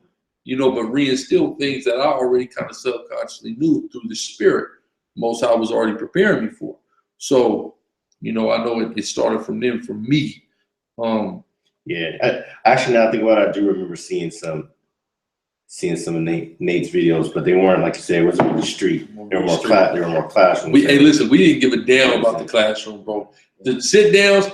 If you see some old sit downs from 2008, no one gave a damn. Listen. I want to see what's going on 34th Street, Captain. Nah, man. Hey, I maybe like 5 minutes ago, man, I sat back and I got goosebumps because the same thing he just said. I said, man, it wasn't even that much videos. I went through Nate, Bubble Eyes, which is recall GLCC, and GMS in like 2 days. I'm talking about just watch because. That was my first 2 days of watching videos. I didn't even know that there was a difference in camps. Yeah. You know what I'm saying? So I watched Ricard cut up a Muslim. I watched Nate go out some Mormons, and then I seen the video you talking about with the Colombian Marine. Yeah, and I'm talking about it wasn't you didn't have too many videos. You know what I'm saying? How many videos we got on the thing right now? 2,000 probably. About 2,000. No, you wouldn't have no 2,000 videos. I'm talking about you can go down to the very bottom and just be sitting there. You got to watch it all over again. Yeah, because they were taking the pages down. Yeah, sometimes you have to go to a different Daily Motion. Daily Motion had, and Daily Motion wasn't taking nothing down. Daily Motion had everything. Yeah. But Daily Motion didn't stream as good as YouTube. Yeah, it was messed up. Every 5 minutes an ad. You had to watch all that madness. But with the YouTube. Or with the when I came in 08, in the summer of 08, August 08, they was on a second Great Millstone page. They had their first Great Millstone page that was actually YouTube/Great Mill. They wouldn't even call Great Millstone. This is how they got the name off of that. That was a YouTube page that they got famous on. Great Millstone. Then that got taken down. So when I came in, it was when they had the Great Millstone, but it was GR8 Millstone. Right, and it was a top 40 page of getting hits and subscriptions on YouTube at that time. Remember, you used to have the badge in the side, and every time they would get taken down, they would put a new page up, and it would be a top page on YouTube with getting subscriptions. Now, when I got there, it was 1,200 videos on the Great Millstone page. All 1,200 in 2 weeks. Then I seen they had another page where it had newer videos, so I went there. Then pages started getting taken down a lot. You see what I'm saying? But every chance I get, I'm getting on the YouTube. I'm watching the damn video. You see what I'm saying? Everywhere I'm going over to the homie's house, I'm turning it on there. They're like, damn, this nigga always watching this shit. You see what I'm saying? I don't want to play video games, nigga. You know what I'm saying? I'm trying to get into this. We done played enough video games. We was kids already. You see what I'm saying? So that was during that time. It was so new, and it was so new too. Like We never heard nothing. It was like better this. than video games because it was like you would see a fight comp, and then it was like true videos. You know what I'm saying? Very rarely would you kind of veer off, look at a couple, you know, scrap and fight videos on Warstar, and it's like, y'all want to play video games and watch this? Let me show you something. Yeah. That's when the You're a Slut video came out. Oh. You know what I'm saying? The You're a Slut video. And That tested brothers, man. And listen, I'm talking about. You're a slut. If you was around when You're a Slut came out, nigga, you was around in a trying time. It was hard to be Israelite when the biggest video was You're a Slut. You're a Slut. This wasn't it. It wasn't no purple and gold out at that time all over YouTube. You see what I'm saying? Yohana probably only had a few videos. This stuff wasn't big. GMS was prominent at this point. This is how all these guys you see, majority of these guys you see with GMS, this is the time we came around it. Around that time. Some brothers left, did their own thing. Some brothers fell out. But a lot of them guys are still up in there. And they were banging hard too. I'm talking about, like I said, I'm watching GOCC, RUIC, What was it? Millstone. There was another video And they was going at each other. GMS was going at everybody. I'm talking about precept upon precept to where it was just like, these are the ones that got it right here. What was the video? There was another video. It was You're a Slut. There was something. There was another video that was damn near as controversial as You're a Slut. Y'all seen You're a Slut before? Y'all gotta go. Y'all ain't seen You're a Slut. Y'all gotta go watch. Y'all gotta go watch You're a Slut. Yeah, man. Yeah. Let me tell you something about the You're a Slut video. You're a Slut was the hot topic on YouTube. The nigga wrote a letter to the black woman as a review to the. Yeah. No, hell no. That ain't our video. That's GMS video. Yeah, I have a lot of stuff in my notes. Those are long gone. If I can find out. Man, let me tell you something about it. Talking about the notebooks. Man, because there was another video that was damn near You're a Slut magnitude. Anybody coming back from that time period might know what I'm talking about. But there was a video of magnitude that was also out, damn near. They had one more real controversial one like that. And that You're a Slut video went viral. Absolutely viral. It was crazy. Everybody saw that. You found it? This is Gabar always talking about staying away from women. Man.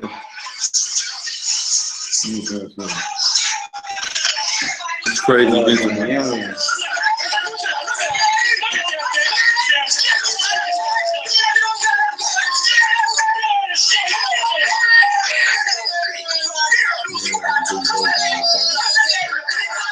Because I don't want to turn into a midget right now. Let's see who started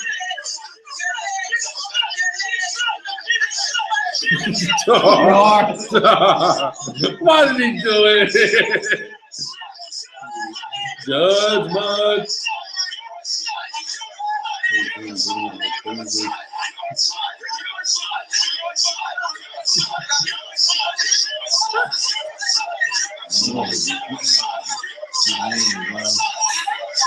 We gotta go back and finish the locking and lock in.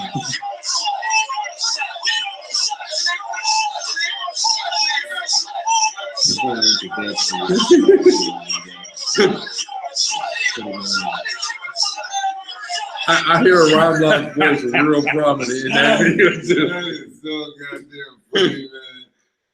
Oh man, that video right there, that's the time. That's when we came in. Right. Stuff like that was just going on a weekly basis. All right, that's when we came in.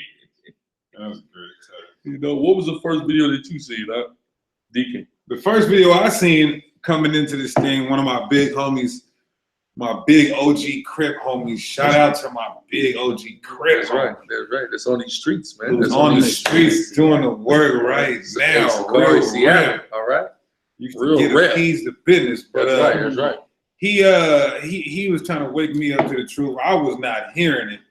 I was with DJ Quick and the Snoop Dogs and producers, and I was trying to get fame, right? So he's trying to tell me about the truth. I'm like, man, you're lying, man. I'm telling him, he's telling me to go watch GMS, Hebrew Israelites. I'm telling him to go watch TDJs. So we're already clashing because I came up in Christianity, right? So look, trying to, hey man, yeah, man. So The look, good minister TDJs. That's a good man. So he's telling me about the truth. He flies all the way because I was living in California, but I'm from Seattle. He flies all the way to California. He's like, look, I only came down here to show you this because he know how deep I used to be in the Bible. I was always deep, right? So he came down to California just to show me this, and he can tell the story way better than me. But I was, you know, He gonna be mad once he hear you tell the story too. Right. He'll say, man, you always fucking the story up. Yeah, he was playing it on my computer at the house, so I'm doing other stuff. I'm rolling weed, and, you know, getting dressed and cleaning up. So I'll come sit by the computer. I'll come sit by the computer for like 3 minutes, then I'll walk away for another 3 minutes. Then I'll come back because I know these niggas are saying some shit. I'm just not trying to admit to him that he's winning me over, right? So I act like I'm listening, then I'll leave for a minute, then I'll come back. And the first one I seen was I want to say it was probably Recall from GOCC.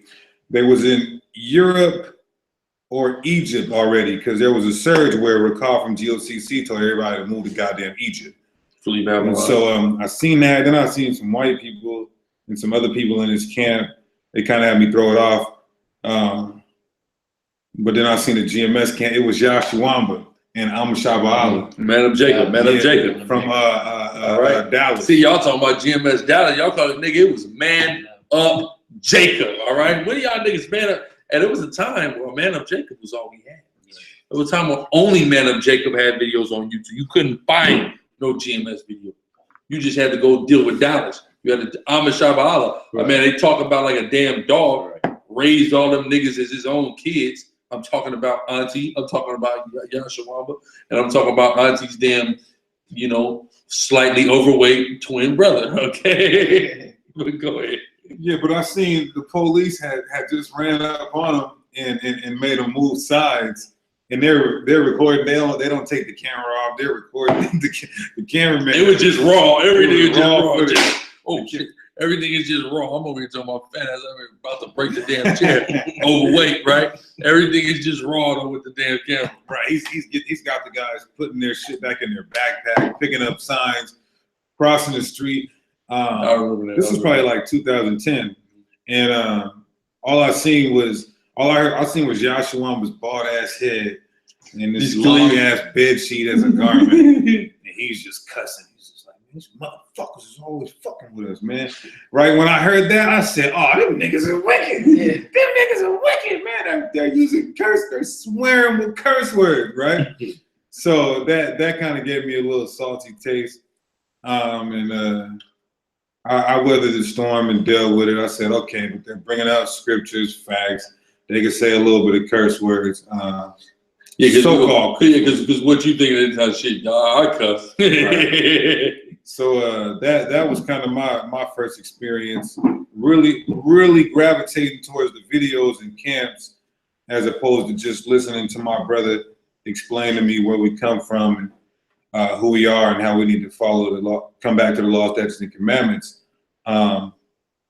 Started going to his house. You know, we're watching videos like every other brother, because SICARRI, we're full of real, what you would call real niggas. We all came from real street niggas. Real street shit, repented of that, of course. And we are the reason why the San Diego crime rate is down. That's right. Okay. That's right. Gang-related crime in the Southeast is down 42%. Hey, the killers, the drug dealers, the pimps. 44% now. Hey, the killers, the drug dealers, the pimps, the felons, we got them right here. That's we got them held hostage and prisoners till you have a shot. That's right. So it's funny how that worked out with this camp. And but like most of us in the SICARRI, we're watching the videos, we're watching the elders, we're rolling weed, we're smoking weed, we're drinking. I wasn't doing that. Well, he wasn't. But so it got to a point to where we're getting more knowledge and more knowledge and more knowledge, and we're starting to believe. So we would say, you know what, we're gonna smoke we're gonna smoke weed, but we're gonna put the weed out while we're watching the video, and then we'll pause the video and light the doobie back up.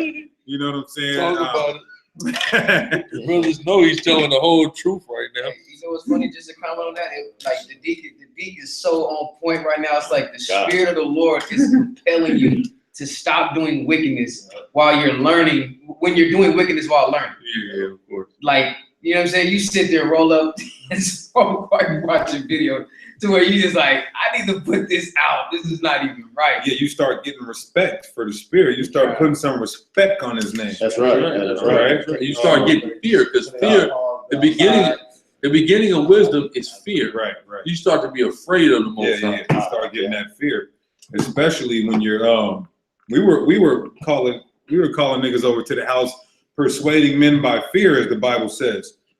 That's right. We would have an order the way we converted guys, and we, through the Spirit, starting with Yatab, the brother in SICARRI, Seattle. That's right. We led a lot of brothers to the water like that by fear. We would show them the FEMA camps first, with the coffins and the martial law and the Panama Deception and the Rex 84 and the Illuminati and Freemasons and Satanism and the hip hop industry. And we were persuading men by fear. By that point, all the walls are down, niggas are scared. Then we go into the Bible and show them why this is about to happen and what they need to do to escape these type of judgments. And these are killers that are afraid. Right. Mind you, cold-hearted killers, afraid. So my brother, he was learning the truth as well. My best friend, who's now in GMS Seattle, Ashiara, was my best friend before the split, right? We had a split. We had a split. We had a split We're too, gonna go into our man. split. We're gonna go into our split. We're gonna go into our history now. And my other best friend, Yatab. So my brother knows the truth.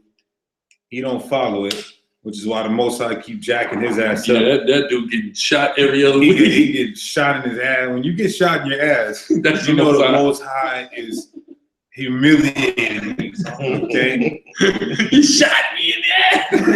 I remember this brother called me and told me about it. All I kept saying was, And now look, my brother and another brother, you know, we don't call him Jay. The names have been changed to protect the innocent.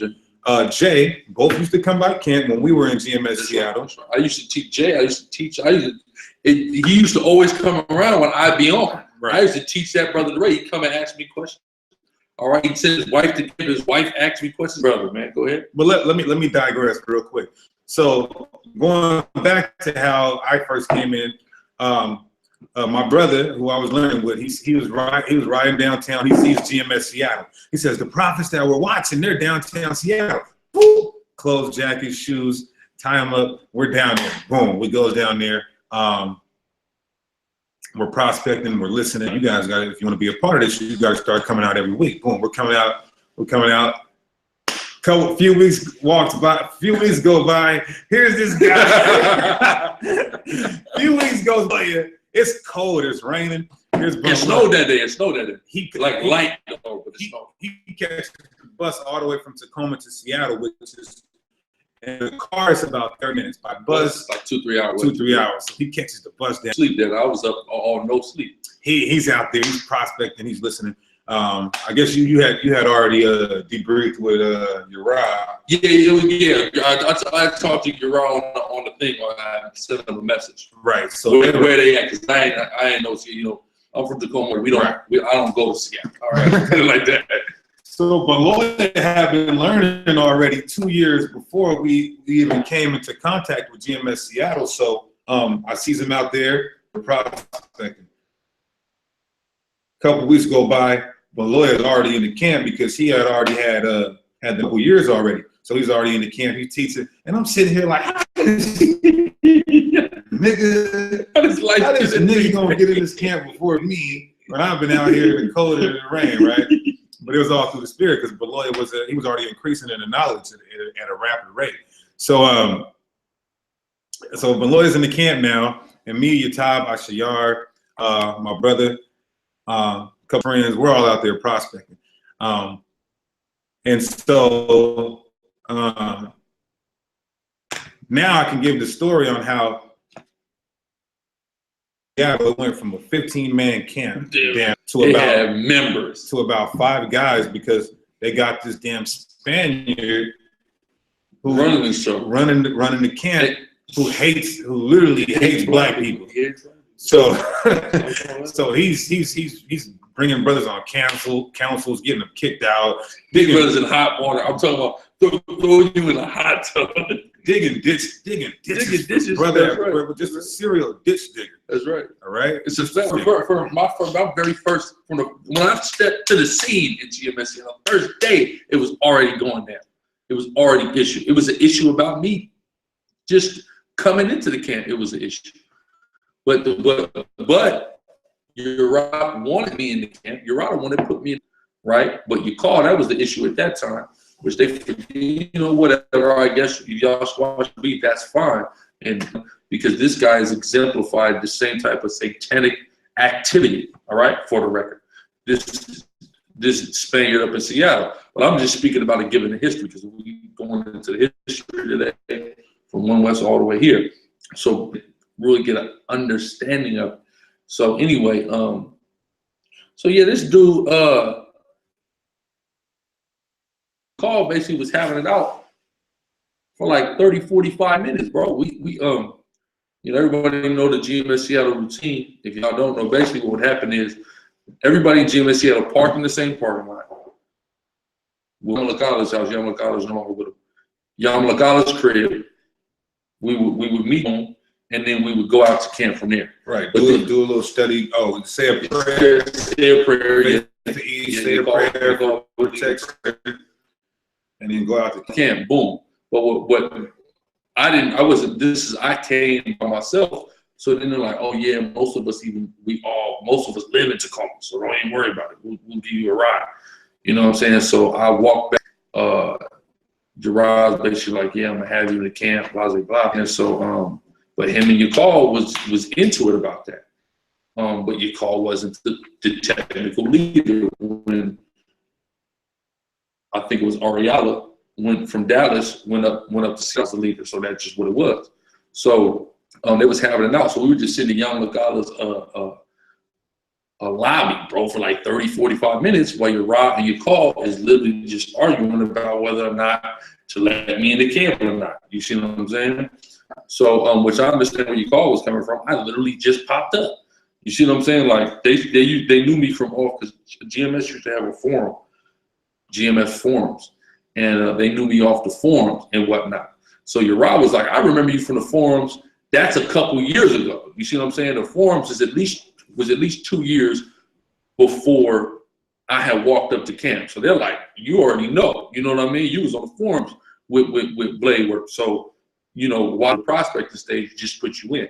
Because at that point in time, you had a lot of brothers that was in that camp, but these weren't guys that were really seasoned in the truth, the majority of them. They weren't really seasoned. They were new. Who was in the camp at the time I came in? It was Uriah, Yakal, Tazanawa, or who's Ainawa now, who had just changed his name from Kabad, I believe. Yamalakala, Tazayar. Zion. Don't let me forget Zion. And that was about it. That was about it. The other brother. Who? In Russia and China. Oh, Tazanawa. Yeah.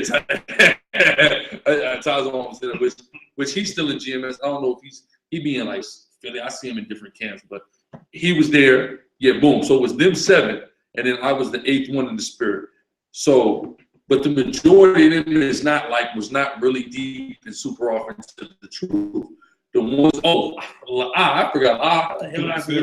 I did. I which go by the name of Kassad now. So it was like the ones that was really off into the truth. Oh, Shaquat, damn, that was solid. Right. Man, GMS, listen, you see this? The majority of these names are not there anymore. Shaquat, it was Shaquat, Uriah, Yakal, Yamalakala, Zion,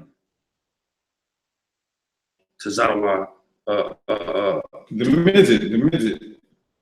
Who? Not when I came. He came later. I remember when. Listen, I remember Thaba Oz, the midget, the dwarfs, for his baptism. All right, of course, meaning in the spirit now. I remember his baptism at Shaquat's apartment. You call back. I watched you call baptize that brother. All right, that's a fact.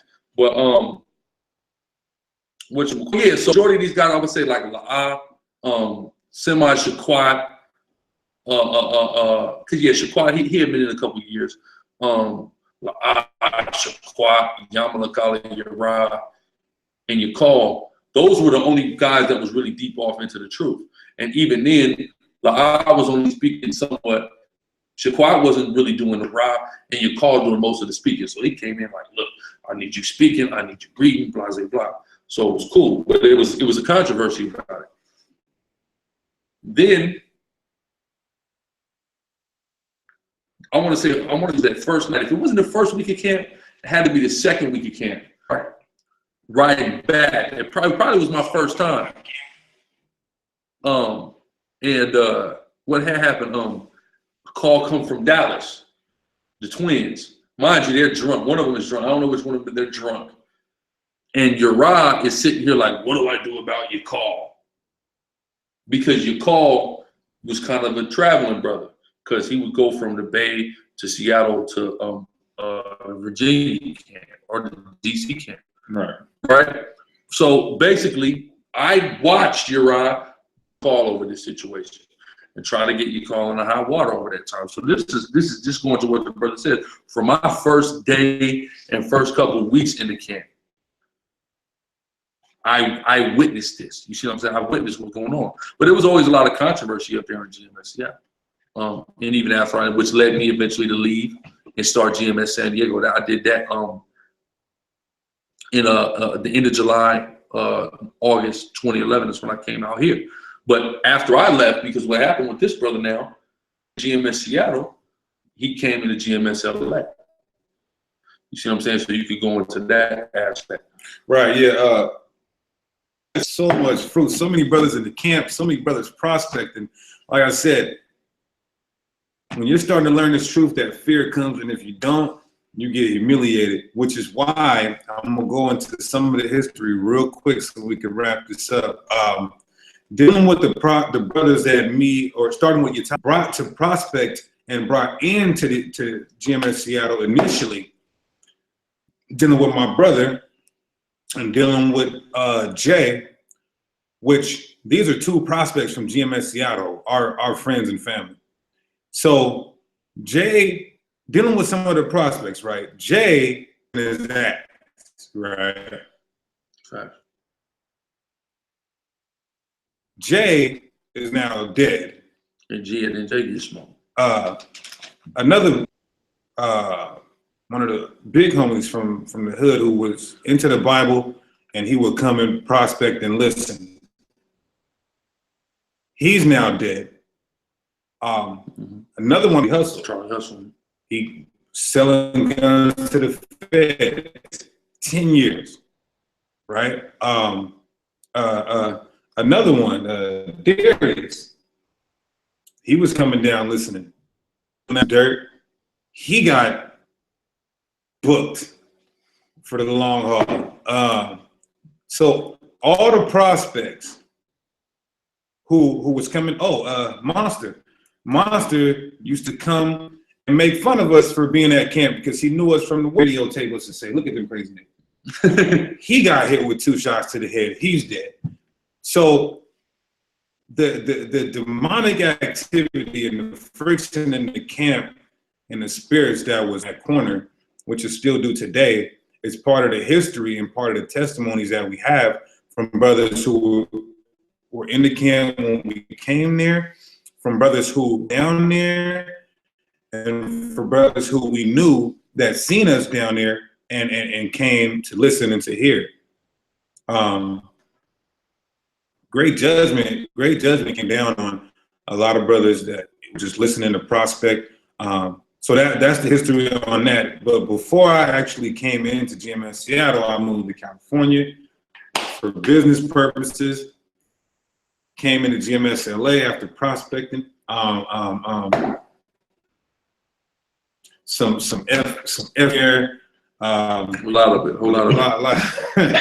Some F-bomb shit happened down there. Some F shit happened. I feel like fuck is worse than shit. Okay. Where your grandma said that, bro. So went from there, went back to doing work up there. Eventually, got tired of the BS. By then, he had already started GMS San Diego. Boom. Yes, so this asshole calls me on the phone. Like, look, nobody likes me. Can I go do the work with you? I said, man, I'm living in Yaqua. I'm on the run. Warrants in 3 different states, different skirmishes and BS happening in these camps. I'm like, call Al-Azhar, come to rock with him. This was about 2011, maybe early 2012. Top of 2012, yeah. Right, okay. That's when this guy came around. Officer Yadai came around at that time. Right, came down here. It was all the same week. You, Yadai, and Tazama all came out the same week. Right, and I'm on the Pops was there. I wasn't here when Frankie Frankie only lasted a couple months. Yeah, you forget about, see, when you talk about the fallouts, Frankie Lyman, man, he got scared when the feds called his phone. That nigga fell out the damn truth behind that. So, go ahead. Yeah, but started this GMS San Diego, or joined in after the brother started it, and I had members. I'm one of the pods. YASHARAHLA, DeBarya, and Frankie Lyman, which is GUERRILLA. All of them dudes gone. You see what I'm saying? All of them. You know, but it was the spirit. The Most High just gave me I came out here. I was like 3 weeks. Yeah, your starter by kit. myself. Yeah, and then give me the starter kit. He just said, "Here's some men, so you can have until I give you your real men." Then that's when Tazama Yadai came on. You see, I think I talked to you a little after that too, because you told me it was still GMS San Diego, but you had kind of doing your own thing after that. Because I had called before I even came down. Like maybe I talked to you for a minute. It was probably like a couple of months. No, yeah. That was before. That was after that though. Because 2012. I want to say we stopped being GMS later than April 2012. No later than that. So anytime after that, we were on our own, and then it was we had to exit 17-15, and the SICARRI came around November of 2012. You see what I'm saying? And then we kind of had lost the last leech hanging on was DeBarya from the GMS San Diego camp.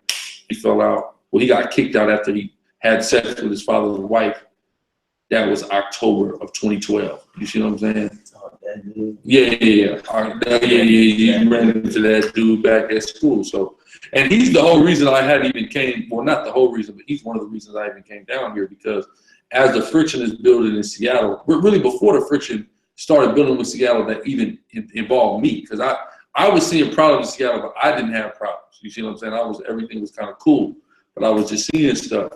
And then one of my homies from the world, who I'm still cool with, he called me and he said, "Yeah, man, some Israelites." He's at the beach in Oceanside, and he's like, "Yeah, some Israelites out here." I'm like, "For real?" I said, "Man, go over there." I was like, "Man, go over there, man. Put me on the phone with them niggas."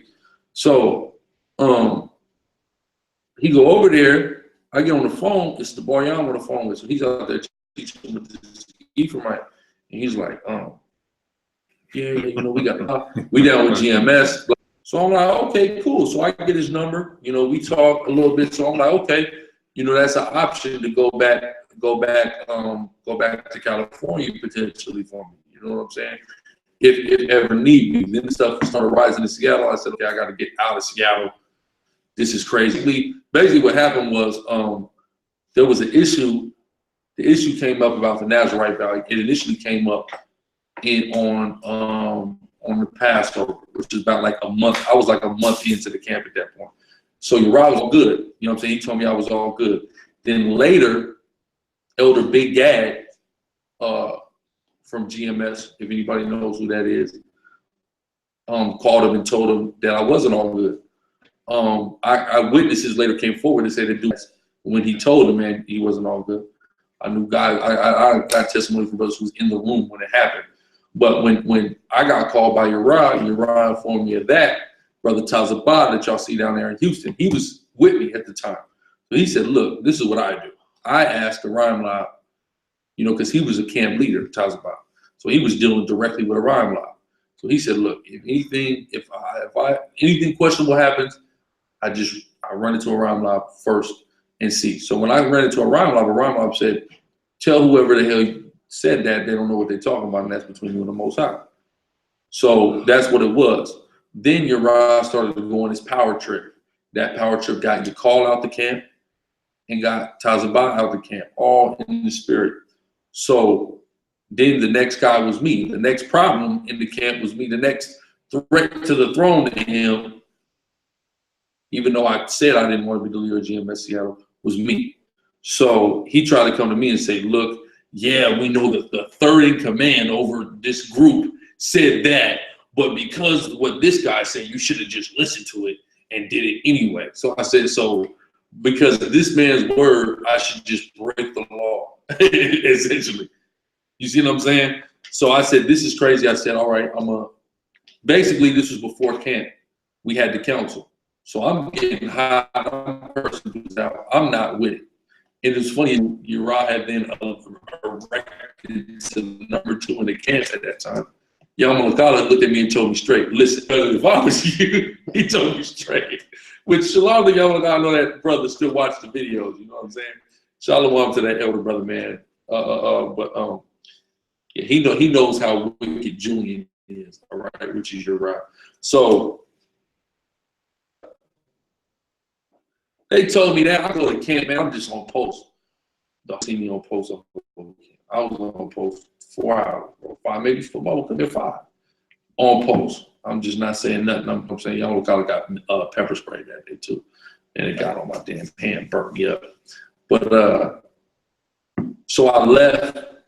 So I left that night and I went straight home, which is another thing I don't do. I never go straight home after camp. Usually we kick it, we parlay. But I went straight home. And it was cold. It was cold because I left my computer at Shaquat's house, and then Tazawam came and brought it to me, but La was in the car. And La handed me the computer, and he was smiling, but then he looked at it and he like, damn, this nigga's gonna be out of here. You see what I'm saying? And me and La was real tight, Arkansas. We was real tight. Chose once everybody else had gone out of there outside of me, because he was going against Uriah hard. When the first issues had arose with Uriah and Yakal, he told Uriah, he told you to go start our own camp. You see what I'm saying? We don't even need this nigga type shit. You see what I'm saying? So, but this dude literally just switched. Like, he just said, fuck it. And he became the man between the man after that. You see what I'm saying? And he is this same day. But, so he just kind of looked at me like, damn, man, he finna be out. You know what I'm saying? So what I did was I just prayed on it. I searched the scriptures, I prayed on it. I woke up the next day and the Most High had me in a very singular mind. You see what I'm saying? So I called them to council. I called La'an Uriah to council. They refused to come pick me up. I wanted to do it in their face, but they're like, no, we don't want to come pick you up, blah, blah. Which the nigga come pick me up any other day of the week, I can come get picked up. But whatever. I didn't have a car at the time, whatever. So I called them to council. I told them what it was. I showed them in the Bible. They ain't want to listen. You know what I'm saying? So I said, look, if you don't want to listen, Sirach tells us, not thyself an underling to a foolish man, right? So I said, because of that, I can no longer be an underling to, I can no longer be a member. You can't, I remove myself from GMS. Yeah, boom, period. So I left. You called the one you called, and my little homie gave me the money to get. I took the Greyhound from Tacoma all the way to San Diego. But I stopped in the Bay. I was with GMS Bay Area for a weekend. Y'all know how turned up and crazy they is. They're everything that you see in those videos. All right, on a whole nother level. But so I came down, and that's how I started GMS San Diego. You see what I'm saying? From that. But the whole reason I'm even coming down is because, number one, the homie gave me a place to stay, and I said, okay, when I get down to Bar Yah, and whoever the hell else he had was supposed to be ready to do the work. When I got here, them niggas wasn't doing the work. They was playing. So I had to go out there by myself until the Alma Posh came around, which only took about 3 weeks in the spirit. But, you know what I'm saying? That's how we built it. I was just going out by myself, you know. But that's and then, you know, we got boom, booted out, and now you have a cigar. You see what I'm saying? So it was clearly all by the design of the Most High. Because that's the greatest thing that ever happened to us. We've been having a little search. Yeah, been a little SICARRI surge, you know what I'm saying, in the spirit. A little bit of surge in the spirit. So that's powerful. We leave anything out? Hey, Go ahead. I want to say one thing, man. yeah. Now he got. Listen, I want to say this guy's a piece to this puzzle. Now you got to give your testimony a little bit more. I want to say I almost wasn't a part of this SICARRI, man.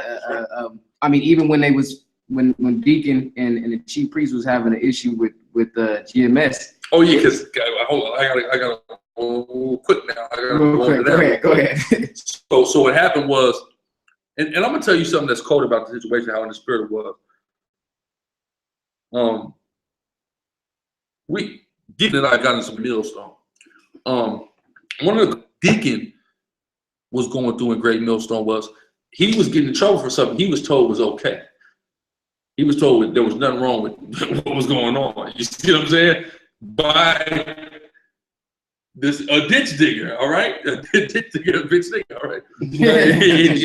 GMS Seattle, you know what I'm saying? This guy who wants to call everybody a nigger all the damn time, right? And get people fired and do all the madness that he does. He dug a ditch for this brother as he has for so many people. But anyway, so we get some hot water. First, they didn't kick us out. We just got cursed out. It was an individual that, had he never even came and talked to me about it. Like, he just, which was kind of weird, which I always let it go. But I mean, because I understand it's all in the spirit, and I look back in 2020 hindsight and say, I'm happy it happened the way it happened, because it assisted me, number one, in getting right in that instance. Because we was basically, me and this brother was being way too worldly, just being in the world way too much.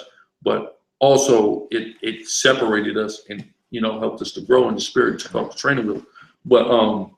But yeah, so that happened. Initially, we only got cursed out. We wasn't gonna get kicked out.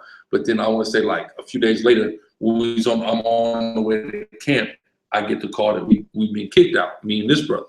So which at that point, this brother coming in, he been in longer and been on the streets longer than anybody else in the camp. So at that point, he's number two. So it's like, okay, if we the leader, either everybody can come with us or everybody can continue in GMS San Diego and do their own thing. So I get to Amawan the Pasha's house, Ephraimite, who I was very close with. Tazim I was very close with as well. I get down to his crib, which I did that's why I did every weekend, every Sunday, because we had camps on Sundays at this time. Because my little homie would always come up for the weekend, on Saturday, would come up to the part of the county island, and he stayed. So he would just take me right to the brother's house over there in the dip every weekend.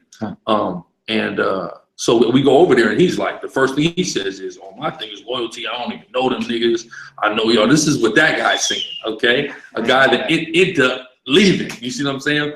By loyalty to you, but he's like, "Oh yeah, loyalty. I don't even know them. I know y'all. Blase blah. I'm rocking with y'all." So we gets to camp, and everybody else is there. Tazim Ma'amaf is there. The other brothers are there. So we say, "Look, we've been kicked out.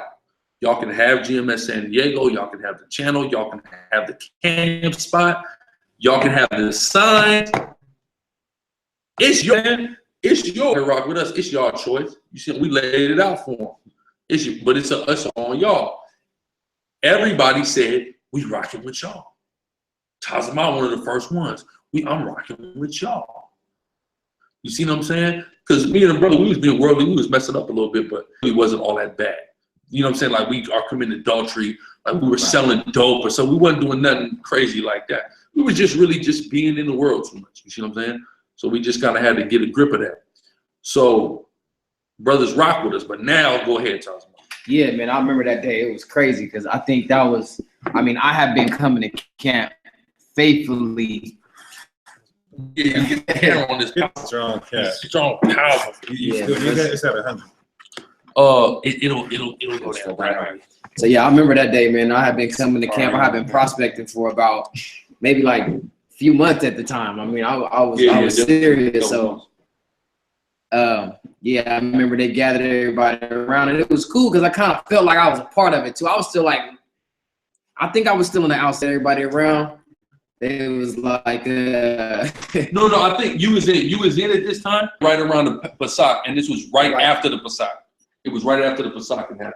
Nah, so I got my name, but I wasn't in. I know for sure I wasn't in. Okay, you got your name. You got like your right name. after that. And I'm gonna tell y'all something. This is what y'all don't know. See, we had the Pesach. It was our first Pesach in San Diego. Me and this brother. We've had every Pesach in San Diego since.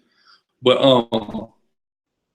at that Pesach, man, the deacon pulled me outside, man, right after the ceremony. He said, the Most High got us down here for a reason. This ain't for nothing, man. It ain't for. He just kept telling me this ain't for nothing.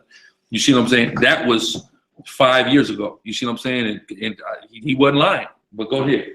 Yeah, I got my name on the Pesach. And yeah, like I said, that they was gathering everybody in. Me and the officer you died, we was prospecting at the same time. Came out the same day, still rocking. And brought in by wicked men, you know. Yeah, as the Lord would have it. You know what I'm saying? Brought in by wicked men. So pretty much he broke it down. You know, y'all can have, you know, the name, everything. I was like, look, I done watched you guys, you know what I'm saying? I done seen the structure camp. I done grown, you know, to know brothers. I'm rocking with y'all. You know what I'm saying? Like they said, the way they broke it down, it wasn't no adultery, it wasn't no dope dealing, and wasn't nothing sleazy or anything like that. So it was like even they said when Amawana Posh asked your call, he said, well, nah, Alazar didn't break any law, but he's just being a nigga. Just being a nigga. Right. So yeah, I was like, it really didn't take me long. You know what I'm saying? I feel like I'm a good judge of character. So that's how it was. We was rocking. Some months down the line, the brother Amawana, not even a lot of months. Yeah, maybe like 2 months down the line, Amawana Posh, the brother he's talking about, came to me on the side because your call was putting that in the statement. Yeah, what your call was saying you're worshiping the creation, the creature more than the creator. Yeah, to hindsight now, they openly say they worship GMS elders, but that's what he was trying to get on Amawana Posh for doing, simply because he knew us and was still rocking with us, which he definitely was worshiping us. And this was like I said, right after the council is when I came in, and then this on the partial school, because we stayed like less than 5 minutes from each other. So he would always come get me. I would go to his crib, we would study, you know, and we was, you know, increasing in the knowledge. So since I guess like I don't really get too deep into the, you know what I'm saying, the he say, she say, and the behind. If it's not a part of the SICARRI, I probably don't know nothing about it. So when they was getting into his ear, he came to me and was like, matter of fact, no, we had a council at camp, and a few other little stupid stuff was going on, you know, he say, she say stuff, but we had a council, we was like, oh, you know, it's some leaven in the camp. That's what Deacon said. He brought it out in the camp. Yeah, so this man was a prophet. Hey, I'm talking about, just like he told me, we wouldn't have said ain't for nothing. We two niggas just from the Pacific Northwest, okay? We're from 1,000 miles north. Why the hell did Most High got us all the way here at the Mexican border doing God? Yeah, and it was cold, man, because when they came out, it was like everybody had to, they didn't say who it was, they didn't say who they thought it was. They just said, listen, it's some leaven in the camp, and brothers need to examine themselves. We wasn't saying that somebody needs to leave. We wasn't saying no. Everybody was like, evaluate yourself and get yourself right, because there's some crazy times coming. And sure enough, the brother Amawana Posh stepped up. He reiterated what Deacon said and said, hey, the leaven could be me. It could not be. A few days later, he starts telling me how he's feeling some way about continuing with Von Loya and the Deacon. And he's been just out in Phoenix, out in Arizona, and in Vegas about joining back up with GMS. So what he felt like he had to do was he had to split from, we wasn't even a SICARRI at the time. What was it? We were in Exodus 17:15. Right, Exodus 17:15. Remember, I was reading the scripture about Yahweh is my banner, because everybody was talking about this banner, the Great Millstone banner, 17:15, about Yahweh is my banner. And I said, well, we just go be this thing. Yahweh is my banner. Right. Okay. So from there, he separated from that, and he was telling me that I could come with him. Like, I guess there was some good word. There was some good word that he had put in to Phoenix and in Vegas to say, well, I got another brother over here too, because they was, man, I'm gonna tell you this. if y'all go back and y'all have a chance to witness when Bon Lawyer, I call him Bon Lawyer, the chief priest and deacon, when they was really getting and chewing GMS up, they suffered. Talking about 2011 and 2013, them two. I exposed 2011 and Uriah exposed 2013. If y'all really want to go see something. But I would even say they suffered these brothers for a very long time before they really start going at them. I'm talking about like they had been kicked out. They had, you know, things were said about them, but there was still a level of respect the brothers had, still referring to them as elders, which we still refer to them as elders today. We're still giving them that, you know, y'all go there. They suffered these brothers a long time. Elders for time. For time, you know what I'm saying? So they was getting into this brother's ear, and he was trying to pull me away. So back then, we was having camp on Sundays. So on Saturdays, I would go, because I was just on some like, look, man, I'm just here to do the work. And think about it. We're having camp on Sundays because I'm one of the posh, his work schedule had it on Sundays. Then it ended up turning around and being that he puts himself out the camp Saturday. And it starts going out on Saturdays. So, and funny thing is, I think his page is even still up. I think it's what? D Santos 85. D Santos 85. Y'all can go look at it and you'll see just me and him on corner of Euclid and Federal, right in front of the it's now AutoZone. And yeah, I was just on some look. I just want to do the work. Listen, I'm not really with none of that. And he was really like on some real demon shit. So, you know, shit's okay, right? So he was on some real demon shit, man, like really trying to get me up out of it. Like, bro, you can come here. You know, me and my woman in Vegas. How you feel about moving to Vegas? I'm like, man, I don't know. You know what I'm saying? I got everything. Ruining my life. Yeah, I'm like, I got everything here in San Diego, my family and everything. So, but bro, I'm just really down to do the work. So I will go out with him on Saturdays, and then I will go out executing with the deacon and chief priest on Sunday. So I was doubling the work, and at that time it was cool because I was fervent. I'm still fervent, but you know what I'm saying. I was ready to just really wear. You was a young man. I was a young buck. You know what I'm saying? I was a young buck. I was energized. He was really trying to get it. So he had told me the week before I stopped doing the work with him. He told me, he said, bro, I'm not with the. He was trying to still be upstanding, so he was like, bro, I'm not with the. You know, the back and forth for, you know, the kind of playing sides. So you're going to have to really choose up. He tried to play me like a bitch. He tried to tell me how to choose up. You know what I'm saying? This same dude was still coming out to our camp, though. Right. Come out to our camp and hold the camera and do all that. High. Remember, he came out to the camp high one day. Just on some high for edible, just high as hell, just on some, like, you know. He was always didn't even give it them.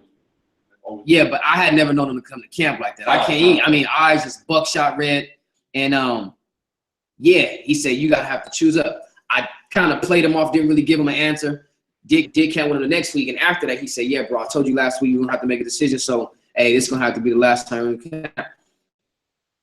All right, cool.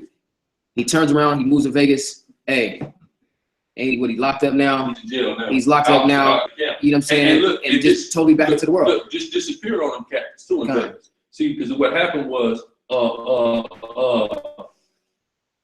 he was supposed to be coming back out here, right? At this point in time, this came out about 2014. Now, I was on the phone with maybe 2013, 2014. This is 2014, right? This came out 2014.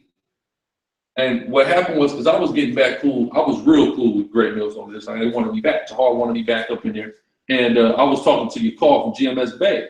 And he's like, yeah, you know, I'm the one of Pasha. He's coming back to San Diego, right? So I'm like, word. So I'm calling his phone. Nobody's answering. I'm calling his phone. He ain't picking up. We even went by over his grandma's house. Yeah, remember that? Right? He's telling me he's in Dago, right? But GMS don't know where he's at, right? So GMS Vegas does a video call. I'm the one to Pasha. Where you at? All right? He's like, bro, what's up? We ain't heard from you. You supposed to be back in San Diego. We ain't seen no activity on your page, channel, none of that. He's back in the world, bro. You understand what I'm saying? He's back in the world. They see him later on. He got new tattoos. He's high as hell, smoking, stuff like that. So he's last I heard, he's in jail. You see what I'm saying? So imagine this brother would have followed that nigga into that. I'm talking about from the person that and he sent us an email last year. Right. Sent us an email last year. He knows his judgment because he put his hand to the plow looking back. But how he sees what become of this school through the spirit of Prophet Yahweh, and how ecstatic he was to say that. Hey, you could have been a part of it, man. You could have been a part of it if you wouldn't have served the creature more than the creator. That they were trying to say that, you know, that he was doing for, you know, getting down with us. But and I curse you call out behind that stuff too, because I knew he was getting in his ear. I curse you call out. I hit him with so many scriptures, man. He didn't know what to do on the email. But go ahead. Yeah, definitely sowing discord. So exactly, the most high. And the most high discord. You know, the brother Yasharahla. But even then, going from the first person that you know, that even put me onto the truth, but I went after him. Oh yeah, Rob, man, we gotta bring that nigga out. Rob, man, they never set foot, you know, on the highways. He brought up one of the pockets of truth. Brought up one of the pockets by me. You see what I'm saying? Ain't that close up? Yeah, because listen. So okay, so this is how I get down. Hold on. We gotta go back. I left too. We gotta bring that up, but so this is the thing. This is how I even found out. Y'all get this history. Y'all listen. This is the only time you're gonna get this history now. Yeah, this is crazy. All right, y'all soak it in. So my homie Rob was into the truth. I got put on that Rob knew about the truth through a girl. So boom, we link up. He breaks down the truth to me. We start linking up, studying. Out of nowhere, I can't give you an answer. I don't know why. We just stopped communicating. You know what I mean? Either he was busy or I was busy. You know what I mean? I was still trying to play ball at the time. He was doing music and just working. So we fell off. Before we stopped communicating, the brother Yasharahla that we talking about, Rob started teaching him. Okay, so me and Yasharahla was, you know, we would be in study sessions together. So I knew Yasharahla from when I used to go to church when I was in the world with my pops. So that's how I knew Yasharahla. Boom. You know, I also know Rob. Well, and I knew Rob. Boom, I knew him. Bro, I know you. Cool. We knew you learning this truth too. Oh man, this is what's up. Boom. Great contact. I start, you know, for about a year and some change. I'm just, you know, like I said, I told you earlier, GOCC, IUIC, and then it went to GMS where they going at everybody. I'm talking about they doing just full-fledged sit-downs and breakdowns as to why these dudes ain't right. And I mean, it was on point. They was going to the scripture. Everything we saying, everything we're doing to GMS is what GMS was doing to IUIC, IGOC. That's where we learned it from. Now they just talk about people. You see what I'm saying? They just talk about people. Really get into the meat on people. And I'm talking about they was going deep into the scriptures. I'm talking about, man, for hours, and you would just be so, you know, locked in on it. So I went into a GMS GMS San Diego, but it was from Texas. I didn't even know they had a San Diego in Texas. So yeah, they got a say in everything. Yeah, so I look it up.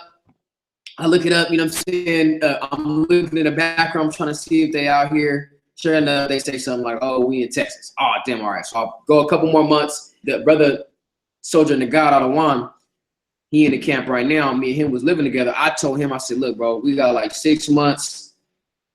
I said, let's give ourselves 6 months. If we can't find a camp, we need to get these breakdowns because we just have to go by ourselves. Like 2 weeks, I find GMS San Diego. I look through their page, look at their people, see if it was the same people from last time, but I seen the dude, Yasharahla. He's real if it's him or not. Finally, he kind of looks up, looks to the side. I'm like, look, I think it's him. Funny thing is, as Banloya and the Deke is talking right now, I tried to go on YouTube to see if they got the old message when I wrote Alazar. You know what I'm saying? Yeah, Jim and San Diego should definitely be on there somewhere. But the you think I put it in did I put it in the comment or I put it in the? No, you sent me a personal message. It was a personal, it was a personal because the dude's name Yasharahla and his name is Jamar. So I was like, yeah, Jamar. I said, is that Jamar? So you were like, yeah, Jamar, I know him. So I said, I know Jamar. So the thing is, I'm thinking like, okay, he was probably still getting down with Rob. So I'm looking throughout the rest of the brothers in the video. I'm like, well, where's Rob at? Because Rob, I forget to tell this aspect of the story. Rob is the one that even put me with all of them. Okay. Rob hit me up, and Rob is like, yeah, he's telling me we're finna come there, and then only Amawanda Posh and Yasharahla showed up. So then when I hit him up about it, he said, my job in this thing is different. It's different. Something like that. I stopped talking to the nigga after I said, oh, that nigga, man, I ain't even got time for that. You see what I'm saying? I think I hit the chief priest on like a Thursday, man, and I'm talking about it took him forever to write me back, and I didn't get it until that Sunday. Right, I'm so damn so I'm so damn impatient. I'm just like, me and my woman, we hopped up, we drove through the streets of downtown San Diego for a good 2-3 hours. You know what I'm saying? Because I know brothers according to you know, the elders in Dallas who I was watching at the time, they went out on Saturdays. We drove through the streets of downtown, 2-3 hours just looking. So I go back home. I'm like, man, where is this background at? Because I know San Diego well. So I look at the back. They had an 858 number on this vacant. You know, if y'all watch our downtown videos, had the 858 number on the back. I said, man, 858. These dudes probably in like Claremont somewhere. And I don't know none of these. I'm sitting looking like, who the hell is Deacon? I'm like, who the hell is this dude? These ain't no San Diego dudes right here, right? But I seen the dude Jamar, aka Yashayaba. Boom, I write him. My lawyer lets me know, all right, you know, we out on Sundays. Cool. I go out prospecting, and then that's when the whole situation happened where they got kicked out, and then we kept rocking. But then the whole situation where I'm wanting to Posh happened. So yeah, that's my testimony. I had to, you know, put that in because that's two situations where I wouldn't have even been rocking with these dudes. And here it is. The dude that brought me on ain't in the truth. He wants to be a rapper. He wants to infiltrate the music industry to expose it. He lucky we don't bring his damn email out right now. Oh man. So that's what happened. So I brought in Nagad Adawan, the soldier in the camp right now, which we were living together at the time. You birthed him in Christ. I introduced Nagad to the dude Rob. We ran into each other at the gym one day. So that's how Rob got one to Nagad. Now Nagad was real cool with Rob's ex-girlfriend. Nagad stopped living with me. Nagad and my pops got into it, right? They was about to fight. It was funny. They got into it. My dad kicked him out because that's what we was staying with. He starts going to live with his other friend. Now, his other friend was talking to Rob's ex-girlfriend, right? So I guess Rob calls his ex one early morning and hears Nagad in the background. Rob mistakes Nagad for dealing with his woman or his ex, who he says is still, you know, his at the time. You know, you first come into the truth, you start trying to retroactively go back and get all your old women that you didn't let go, talking about they your wives and stuff. So he started accusing Nagad to being an adulterer. He puts that bug into Yashayaba, Jamar, ear. Jamar then feels some sort of way and then leaves the camp because he feels like we're getting down. So he said something about it to you. Right. That one day when I see at camp? It might have been your first day at camp. Like I want to say he asked you something about the guy that day or it was later after that because this is after Nagad had even been coming out. The first day I came to camp and I seen Yashayaba, I said, where's Rob? He said, man, Rob is on some other stuff. So he had to then probably go back and tell Rob. But he was referring to Rob as his elder during that time. Right. So that's what I'm saying. As far as that's concerned, he could have said something. I can't really remember that now. But that's kind of how the situation happened. And that's what caused him to fall off. In which he even came out. Remember? So yeah, he was missing for a month. So listen. So the thing is this. He's been in the camp a good month, probably before I even came out to start prospecting. I prospect for 3 months. I come into the camp and I start becoming a speaker, or I ain't say a speaker, but I started to speak here and then. Yadai even came up, the officer Yadai even came out and started to speak a little bit. And then we started to look to Yashayaba like, bro, you're going to have to start speaking. He then comes out and confesses, I don't want to start speaking until I get myself totally right with the Most High because I'm still battling this weed demon. That was just a total shock to the whole camp. Like, you still dealing with weed, like smoking weed? Are you kidding me? What kind of junk is that? See, and that's something too, because some I've seen in this truth, looking at guys, because I look at them first guys I was dealing with as being a camp leader. I'm one of the Posh, Yashayaba, and Devaria and Uriah. Why? Because you had Uriah who had a definite fear demon, and he definitely wasn't consistent. You had Yashayaba had a weed demon. I'm on the Posh had a demon of doubt, and he had issues with smoking cigarettes as well. And of course, Devaria had an extreme lack of wisdom, understanding, and did what he did with his father, right? So, taking all that into consideration, when I see dudes having issues, dropping certain things, that tells me a lot. For the most part, brothers have relatively quickly, especially when they're coming around the camp on a fervent and consistent basis, been able to drop weed, cigarettes, stuff like that. You see what I'm saying? Not being scary. You know what I mean? brothers ain't really had too many problems with that. Like I haven't had brothers constantly coming like, yo, you know what I'm saying? I need to get, I can't get off the weed. You see what I'm saying? Brothers know to correct themselves ahead of time. These guys were constantly having issues with that. You know what I'm saying? So I ain't seen that many brothers who've been fervent in this thing have those type of issues. Majority of brothers was able to drop that stuff. This brother, how quick it take you to stop weed? Shit, quick. Shit, it was quick. Like what, a weekend? If that. Y'all remember, you like, hey, this brother was, listen, he just got right. He knew he had to get right. He just got right and showed up. I was like, Count I said, man, look, I want you in the count. I just want to do work. Listen, I'm talking about me and my woman talk about this to this day. She got so mad when I came to her and said, no more weed. We had weed left over to smoke too. I don't even know what happened to it. I just said, nope, no more weed. Because like I said, I told the guy, man, like, I just got to a point where I woke up one morning and I just said, how the hell am I not out here doing the work? I'm talking to everybody. I mean, I had precepts. I was cutting people up. I had got good with knowing how to navigate through the scriptures. And it was just like, man, how am I not out here, you know, on the highways where I can really be, you know, advertising this word? So, yeah, man, YASHARAHLA, he was like, I still got a weed demon. He was missing camps here and there, talking about, you know, he had a stomach issue. And it was funny because the deacon brought it out too, man. Deacon was, he was so powerful at that time, man. It's just, I wonder where that spirit went sometimes, man. No, I'm joking, but we know deep, you know, he goes deep into the scriptures. But he even said it. He said, how the hell is it that we out here defending the gospel and bidding to the marriage, yet the Most High is going to put a spirit on you that's going to stop you from being at camp? Like, you know what I'm saying? What kind of stuff is that? I remember me and the Deke went up to LA. They used to kidnap me, right? And they used to take me up to LA with them back when he was staying up there. And the Deke, man, we had, you know, had a little moment. This is when I first was getting in close, rising my way. Everybody's falling out. So I'm just moving up through the ranks, right? I went from the bottom to the top real quick. So Deke told me straight up, he was like, look, he said, the Most High gonna have to kill me to take me off of the streets.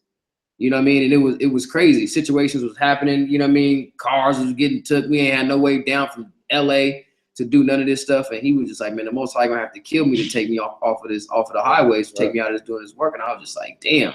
So when he said that, and prior to that, he was talking about, why is the Most High gonna put the spirit on you to not be at camp? I'm talking about, this is the stuff that still resonates with me today, where, you know, you have a long Friday night, you got to wake up in the morning on Saturday, and you got to go do 3+ hours, you know what I'm saying? 3 hours minimum. So yeah, after that, slowly but surely, Rob got into YASHARAHLA's ear, took him out. I mean, you know, from there, we have been knocked down to 4 men. It was me, Yadai, no, 5 men. Me, Yadai, Chief Priest, Deacon, and Debaria. Deacon went back up to Seattle to, you know, to gather up the remnants up there, you know what I mean, that still had hope. And it was just 4 of us up here. Matter of fact, did you go up and you went up and came back down, huh? Yeah. He went up, came back down, got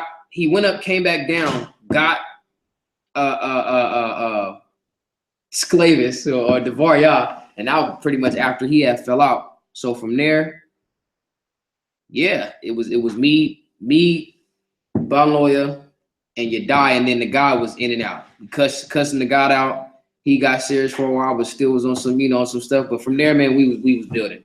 So I just had to put that out there. Like, I was really a couple of times, you know, these demons try to take the cap out. That's you know right. what I'm saying?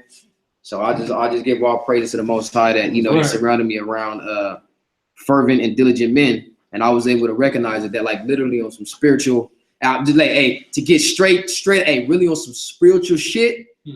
Hey, the Most High, you know, definitely gave me the spirit of discernment to know which way to go, and you see where it's gotten us, man. You know, brothers, it's been out, ain't missed a week, and I don't know, you know. You know why we ain't missed a week?